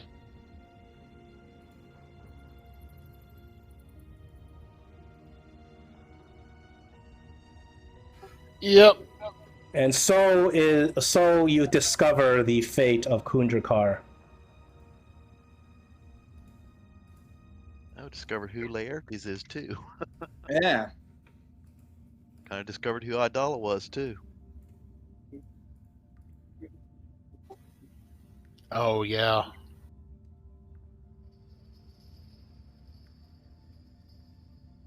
What a bitch. So, do we have all those scrolls? I put him in Gregory's unless somebody else wants to. No, that's fine. I'm just assuming looking for Gregory's the taking one. I'm just I'm looking interested for the. in most of these scrolls. Let's see. Entangle reduces one. Alarm. I'll have to see if they're I'm putting them into your inventory right now. wizard spells, but magic weapon's a good one. Thunder wave's a good one. If I can cast them as a wizard, or I can put them in the wizard spell book. These are all wizard spells. Orindel, the former Laertes, was a wizard. He was a transmuter wizard. Oh. He had a bunch of scrolls. I wonder if his spell book is anywhere near here. If he was a wizard. You look around the room, and this is what you find of value. You don't find his spell book per se. You don't think that he he even has it anymore at his state. Yeah, should we go have a chat with Laertes? Might as well see if his name will bring anything back. Why not? Or it might trigger something, and he might flip out on us. Yeah, I wonder if At maybe we least we should. know what happened. We should take the journal back with us if we can. Well, yeah. Yeah, I think we should approach this from the perspective of maybe him making amends.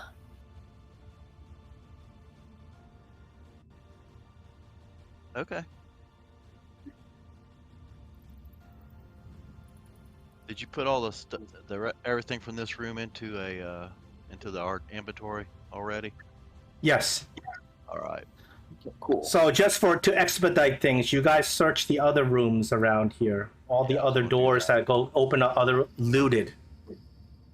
Completely looted. Even the one to the south here. Yeah. These are all previous barracks and rooms, quarters of the dwarves, and you realize that these rooms were looted hundreds of years ago. So no valuables, huh? Nothing of value. There's actually a thing where you roll, you get some silver pieces. I'm not bothering with that. Oh, hey, Greg, while you have Detect Magic up, take a look in these wells and just see if there's anything at the bottom of them. Sure thing. These rooms over here that we haven't been in, or Oh, would you like to look at those rooms as well? Yeah, we have a whole corridor of rooms here.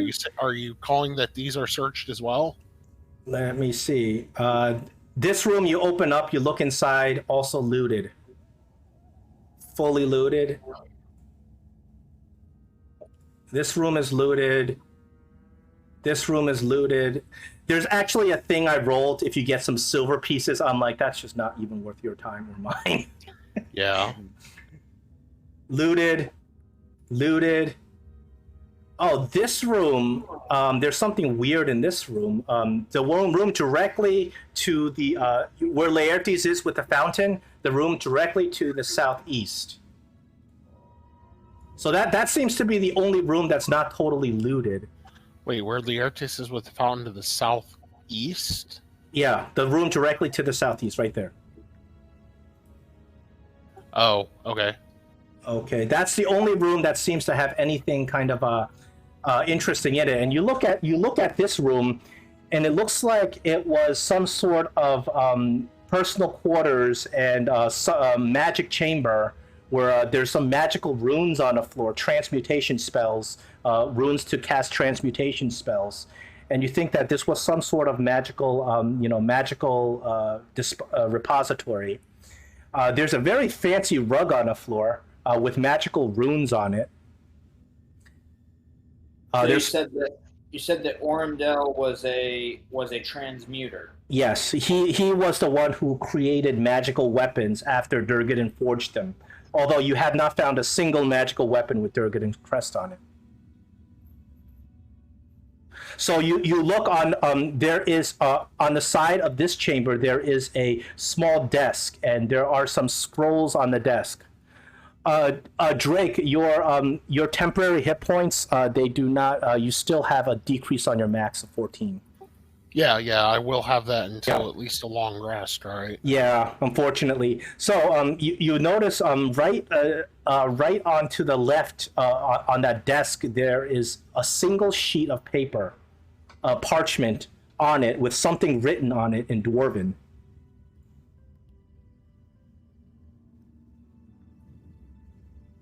Well, I can speak Dwarven. I don't know if I can read Dwarven. You can read it. Well, I'm reading it then. What's it say? The minute you read it, we roll initiative. In this room? Yes. Should have let Greg detect magic on it first. Or identify it. Oh, it's too Yeah. late now. Oh well. Roll initiative. Yeah, I'm just gonna keep the wounds at 14 for the time being, and I'll just remember that I'm down because otherwise I would have to change my max hit points back. And Well, would lesser restoration restore his strength? nope, only greater restoration. Oh, okay.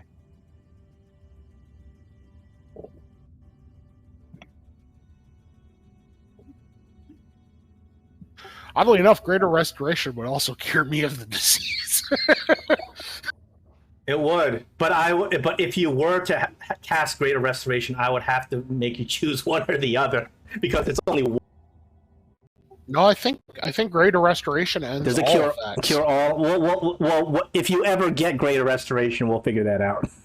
That's a long ways away. That's a high level spell.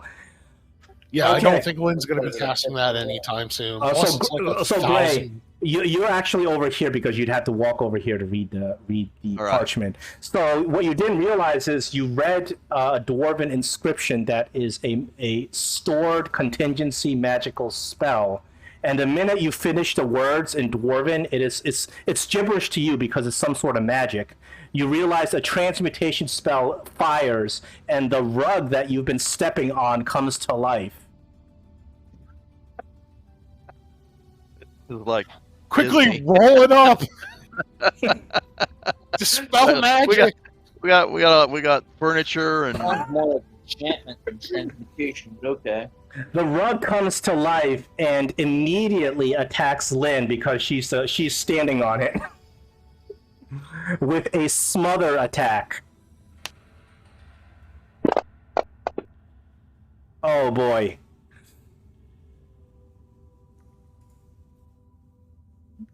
Lynn, you are hit by this rug's smother attack. You do take the damage from the rug as the rug wraps itself around you.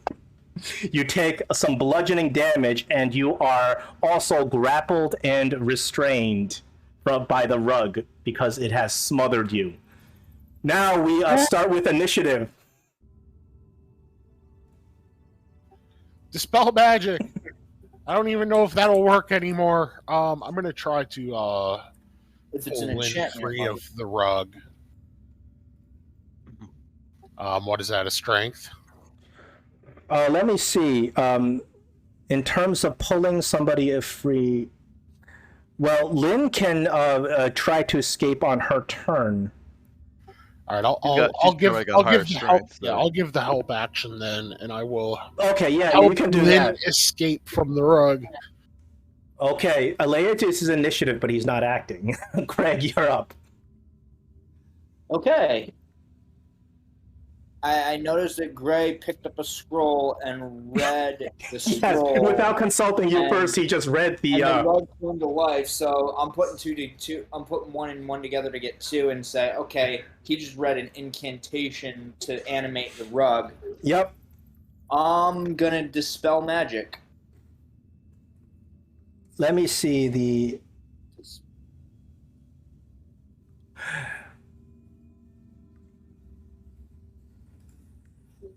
I need you to roll an Arcana on this rug.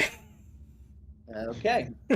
I do need an Arcana. This is Too good. yeah. rug it's Kana. Burn inspiration if you have to. I need an Arcana, Greg. It's wrapped around Lynn. Oh, I'm sorry, Greg. Your dispel, the magic is too powerful for this casting. Can I use an inspiration to give me advantage? You've already rolled, though. You're supposed to tell him beforehand. All right, then I'll let it go then. Do you have another third level slot? I do have one more third level slot, All right. but that's fine. I'll just leave it be. This rug seems important. Let's try not to damage it. So the rug has Lynn grappled. It will continue to constrict on Lynn, but it still has to make an advantage attack. Oh my god. A 1 and a 20. Oh my Ouch. gosh. That's Ouch. unreal. Like a boa constrictor, it is suffocating Lynn. Mm. Oh, Gray, you're up. I guess I'll throw a hunter's mark on the rug. Never thought I'd ever do that. See if it'll, if I can do some pin cushioning of it. Remember, the rug is wrapped around Lynn. yeah, you're gonna hurt Lynn if you attack it. Lynn's gonna die if you don't. Kill it. Well, I'm helping you get free. Well, then I I'm may aiming. not last that long. I'm aiming so that it doesn't hit Lynn. I mean, I am a sharpshooter, so. You hit the rug, but the rug has an I didn't hear that. ability called damage transfer. So 50% of your damage goes to Lynn, and 50% the rug. Well, Yeah. that kind of sucks. You're killing her. Rug takes 5, Lynn takes 5. Well, I'm not going to send my swarm since it could hurt Lynn more. Only use that. Can it use that? Does that count more than once per attack? That is an ongoing thing, as long as Lynn is Oh grappled. man. Yeah. So Lynn, you are grappled and restrained by this I rug. can- Well, can I cast? Because I get. Well, that's 2 attacks. Could I cast Cure Wounds as a second attack on Lynn? Attack. If it's a bonus action. Yeah, it's not part of a attack multi-attack. Okay, then I can't do it. Lynn, I have some bad news for you. At the start of each of the target's turns, the target takes damage from the constriction. Okay. Ready? I was gonna Go say, as a bonus I action. don't think I'll Gray, survive it. So I was gonna say, as bonus action, Gray. You could've Oh, healed Lynn her. is unconscious from this from the rug of smothering, but now it's not grappling anybody. Yeah. That's the good news. Drake, you're up. What'd you say, It Drake? lets her go once it constricts her and suffocates her. Oh, I was gonna say, you could have healing word her. That would have been a bonus action. I can't healing word. Oh, you don't have healing word. Darn it. No. I'm holding my actions. I'm gonna let Greg go. Can you take a bonus action and then hold your main action? I don't see why not. Are you holding your main action like readying an action, or are you just forfeiting your action for that turn? Readying an action, like a conditional action. There's no reason why not. So I'm gonna bonus action Hexblade's Curse the carpet. I never thought I'd be cursing a carpet. Even when it snags. I've cursed Yeah. the carpet before. And I'm gonna hold an attack action. For what So condition? I'll actually step within 5 feet of it. My condition is if Greg's dispel magic fails. Okay.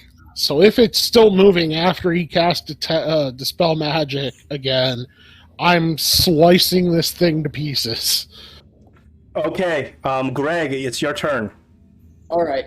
So I'm going to try casting Dispelled Magic again, but this time I'm going to burn an inspiration to give myself advantage on the Arcana check. Okay. The magic DC you need to take this rug down is 15. 15? Yeah. Okay, so he used like a 5th level spell to. This is a high level rug here. This is not no IKEA rug. This is like No IKEA. you got it. You got it. Yes. The rug flops down, lifeless. Oh. All right, let's not do that again, please. I'm giving Lynn a healing potion. And I look at Gray and I'm like, next time you read a scroll, talk to me about it first. Well, I was actually waiting on you to do something, and since you didn't do anything, that's what I decided to go ahead and do. Can I put a healing potion on Lynn? Or are we Probably. out? Yeah, I think we're out of combat. Yeah, you're out of combat. Oh, okay. Wow. No, Laertes is not in combat. He's still there. He's there crying. Lynn wakes up with a gasp and says, hardwood floors. Hang on a second. There we go. So the other rooms are all looted and empty. All right, I'm gonna check the room. Are there any other scrolls in this room? Just out of curiosity, what's this other room down here? I mean, you can come back to me later if need be. It says looted room, but from the looks of it, it's sort of like a wine storage area where you would not be finding any drinkable wine in there. You'd find some old broken bottles and stuff like that. I was gonna take take the best vintage I could find. I know there's a lot of rooms they show here, but these rooms are all blasted and looted from the from ancient times when the orcs assaulted this place. So the orcs are very thorough. They pretty much cleaned this area out. But they left the room with a rug alone. So you search the room with a rug, and you find a couple of gems, and you find a big pile of gold, silver, and copper. Ooh. But you don't find any more magical scrolls or anything. Okay, and that scroll of animate object, I'm assuming that that's what it was, the gray, red. Well, it wasn't a scroll of anime object per se. It was a contingency spell written on a sheet of paper. Okay, and it was just an incantation written on. Yeah. So the minute anybody who reads those words, the rug animates. I want to take that note if it's still there, and yes, you had the note, but you would not be able to use that note to learn animate objects. It's not enough information to actually learn the spell in itself. It's just a worthless note at this point. all right. Well, I could probably.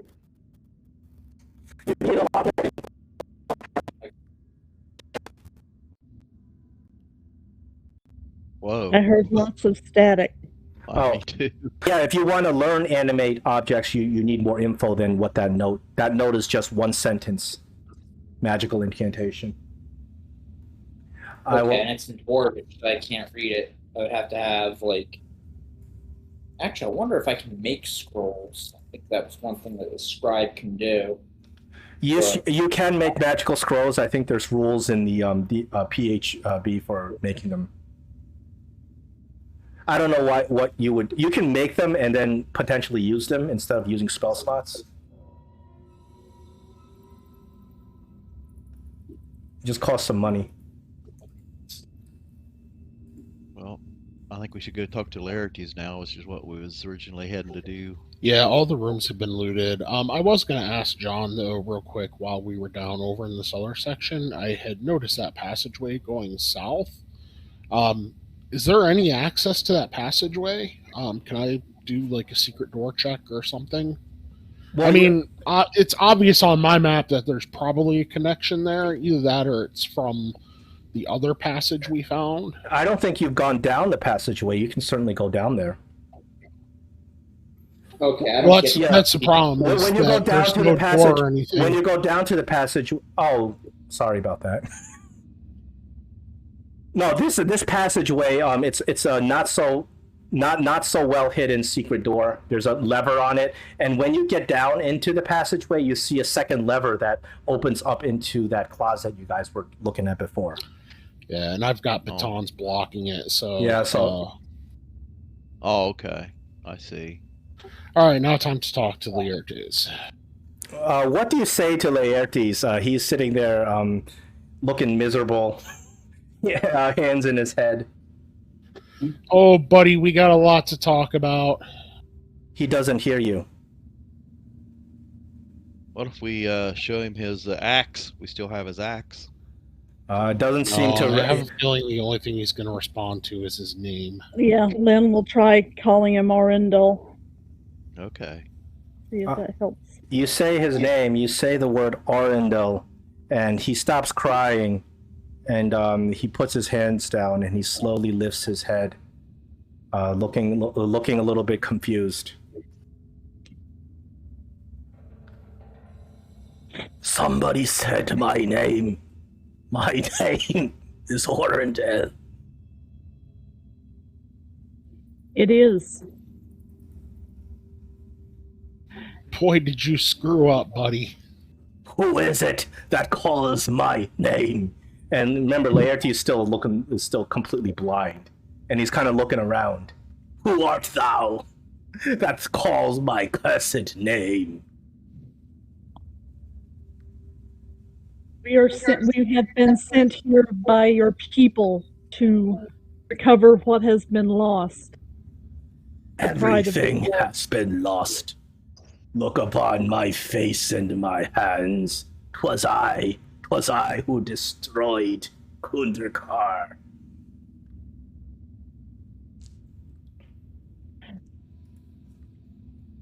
Sometimes failure is the price we pay so that others might learn. Now I remember. Now the weight of my sin hangs upon me. I am cursed forever. But if you be bringing back the story of Khundrukar, will you tell them the truth? Will you tell them what I did? Of course. Yeah. Perhaps I deserve as much. Because I can never rest in peace, but down to the plains of the abyss is where I belong. And you see Laertes, formerly Laertes, now Orendel. You see his body looks like it's getting kind of fading away halfway.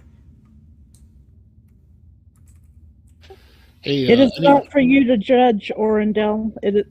Leave that to the gods, and may they be merciful. I deserve no mercy. He says, what shall you do now? Shall you go fight the dragon? He says, perhaps I can do one more thing before I disappear. And you see, like, only his face is left now. His face with his eyes gouged out. What can you do, Arundel?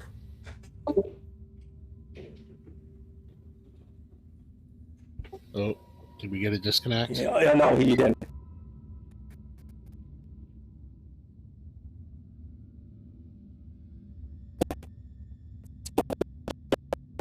Yeah, so I'll ask him what he could possibly do for us at this point.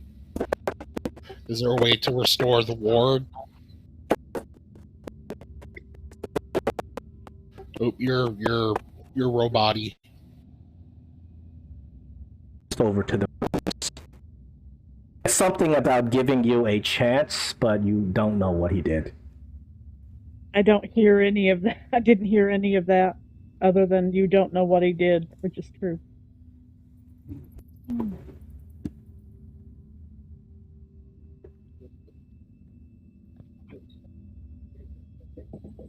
I think your microphone. Yeah, there's something wrong with your mic.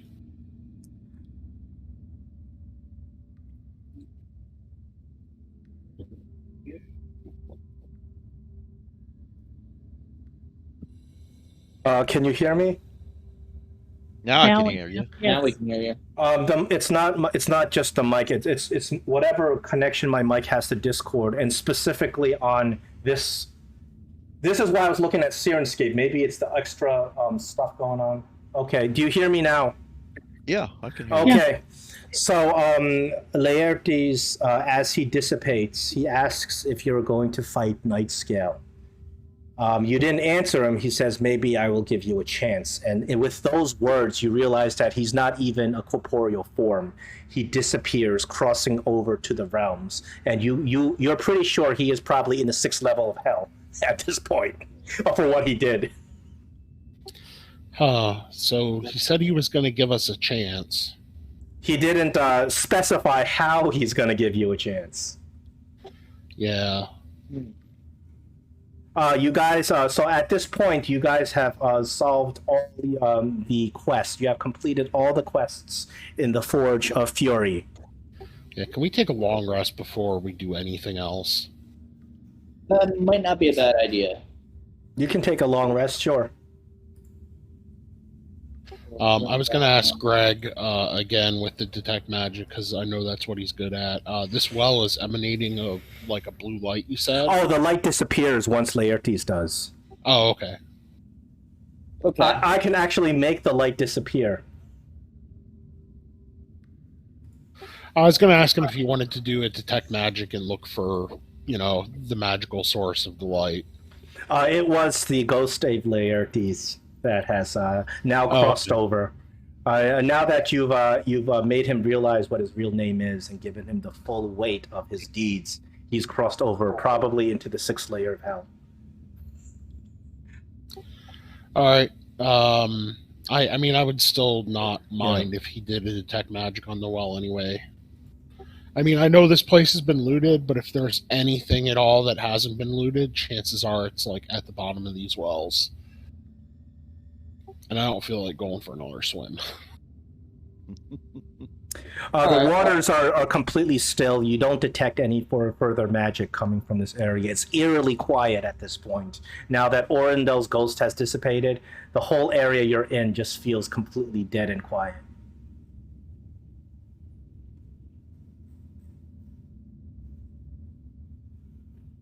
You get the sense that there's no more living creatures or dead creatures around. Yeah, well, I think we just should go back. Agreed. I don't think I want to fight a black dragon. Well, we should probably go back to the town first. And what was the dragon's name? It was Night Scale. Night Scale. Okay. Can we get back to the town? Is there any way for us to even get out of this where we're at right now? We climb back up.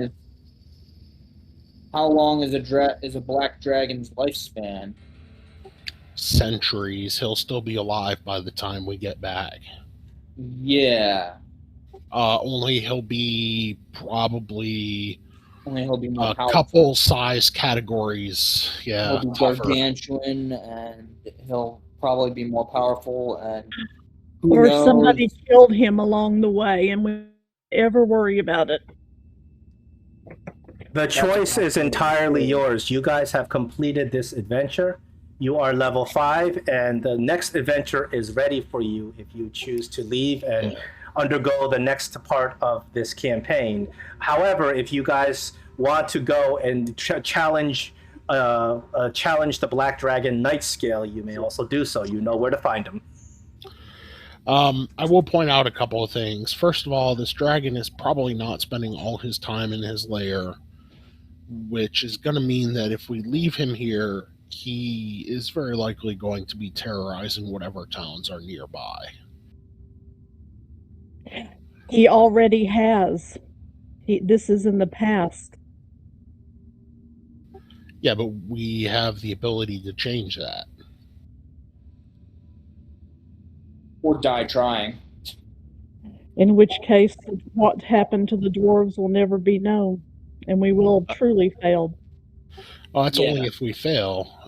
We do have a leg up, though, with whatever the heck it is. Laertes' vague promise, yes, of course. Yes, Laertes has proven himself so trustworthy and helpful to everybody he's known. Well, I mean, that was when he was Laertes. This is technically a different person.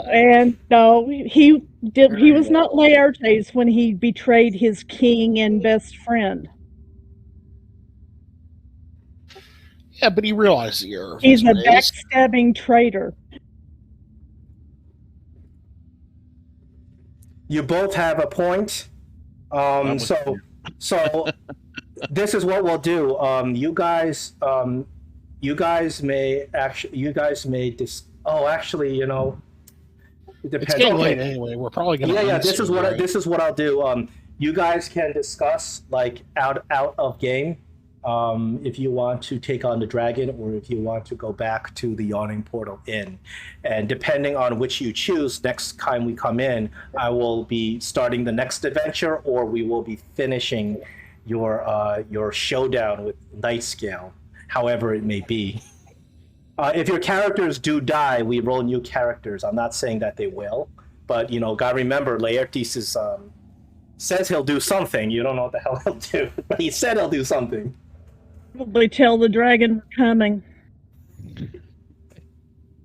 Well, there's pros and cons because we know what we're dealing with now. We're not just dealing with any dragon, we're dealing with a black dragon, which means we can kind of be prepared.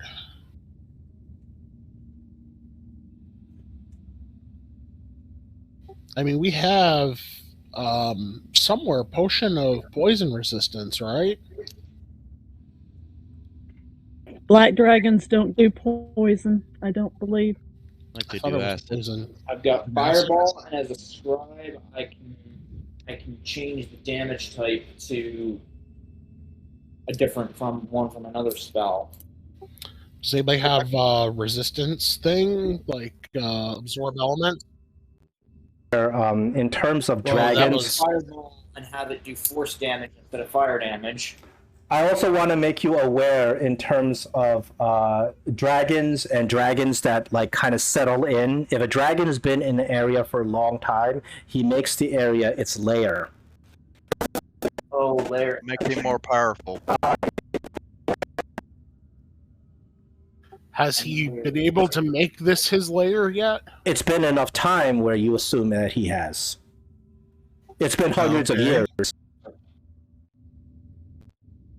In some sort of location, and the dragon has made it his lair. The dragon has access to that location's magic. So you may have to be dealing with a troublesome lair actions of a dragon. Legendary actions are a whole nother thing. That depends on how powerful the dragon is. If the dragon is powerful enough, it will do legendary actions, which means it can do stuff like automatically succeed on a saving throw or something like that. So those are also things to watch out for. And during Drake's little foray with Adala, I allowed him to expend the party's golden inspiration. Otherwise, it could have been real bad. That was the one exception. Usually it has to be a party decision, but that was an exception allowed him to make because he could have died there. We wouldn't want that. So you no longer have that golden inspiration. So that's what you have going into this fight, just to kind of give you a heads up. The decision is entirely yours. I'm willing to roll with the fight or not do the fight. In terms of completing the adventure, you've done so.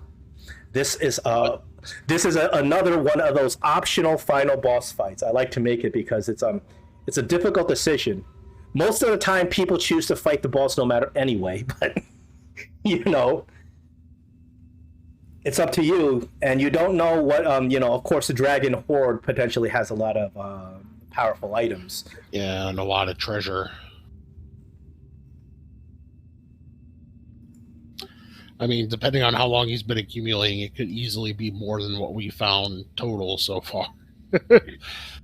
Well, my feelings are, I'm kind of trepidatious about taking on a black dragon, and also Lynn kind of didn't want to do the last boss, and she kind of stepped back. I think I want to side with her because of that. It could be that the dragons are puny, just like that fake beholder I gave you, but you don't know. It could just be a fake out like that fake beholder. Like, there's no way we can beat a beholder. What the heck? But what if maybe it was an illusion like Well, we know the dragon's not an illusion. Yeah, from what you read in Orendel's journal, it seems like the dragon is real, unless he made the whole thing up. And even back then, it defeated a whole bunch of powerful dwarves with all of Durgaden's magic weapons that they had left. But then this Idala character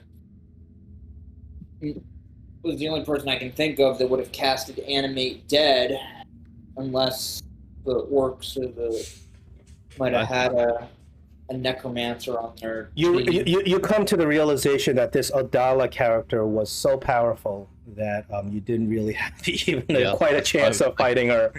You don't know what she was precisely. Drake might have an idea because he spent more time with her personally. Yeah, was it a good time, Drake? It was a time, that was for sure. I mean, she was pretty. She was very, very beautiful. I mean, I'll give her that. Let's just put it this way. I had a choice to make. Well, I think we head back. That's my vote. To the town. You guys can Yeah, I continue. think You guys can continue the discussion into the chat.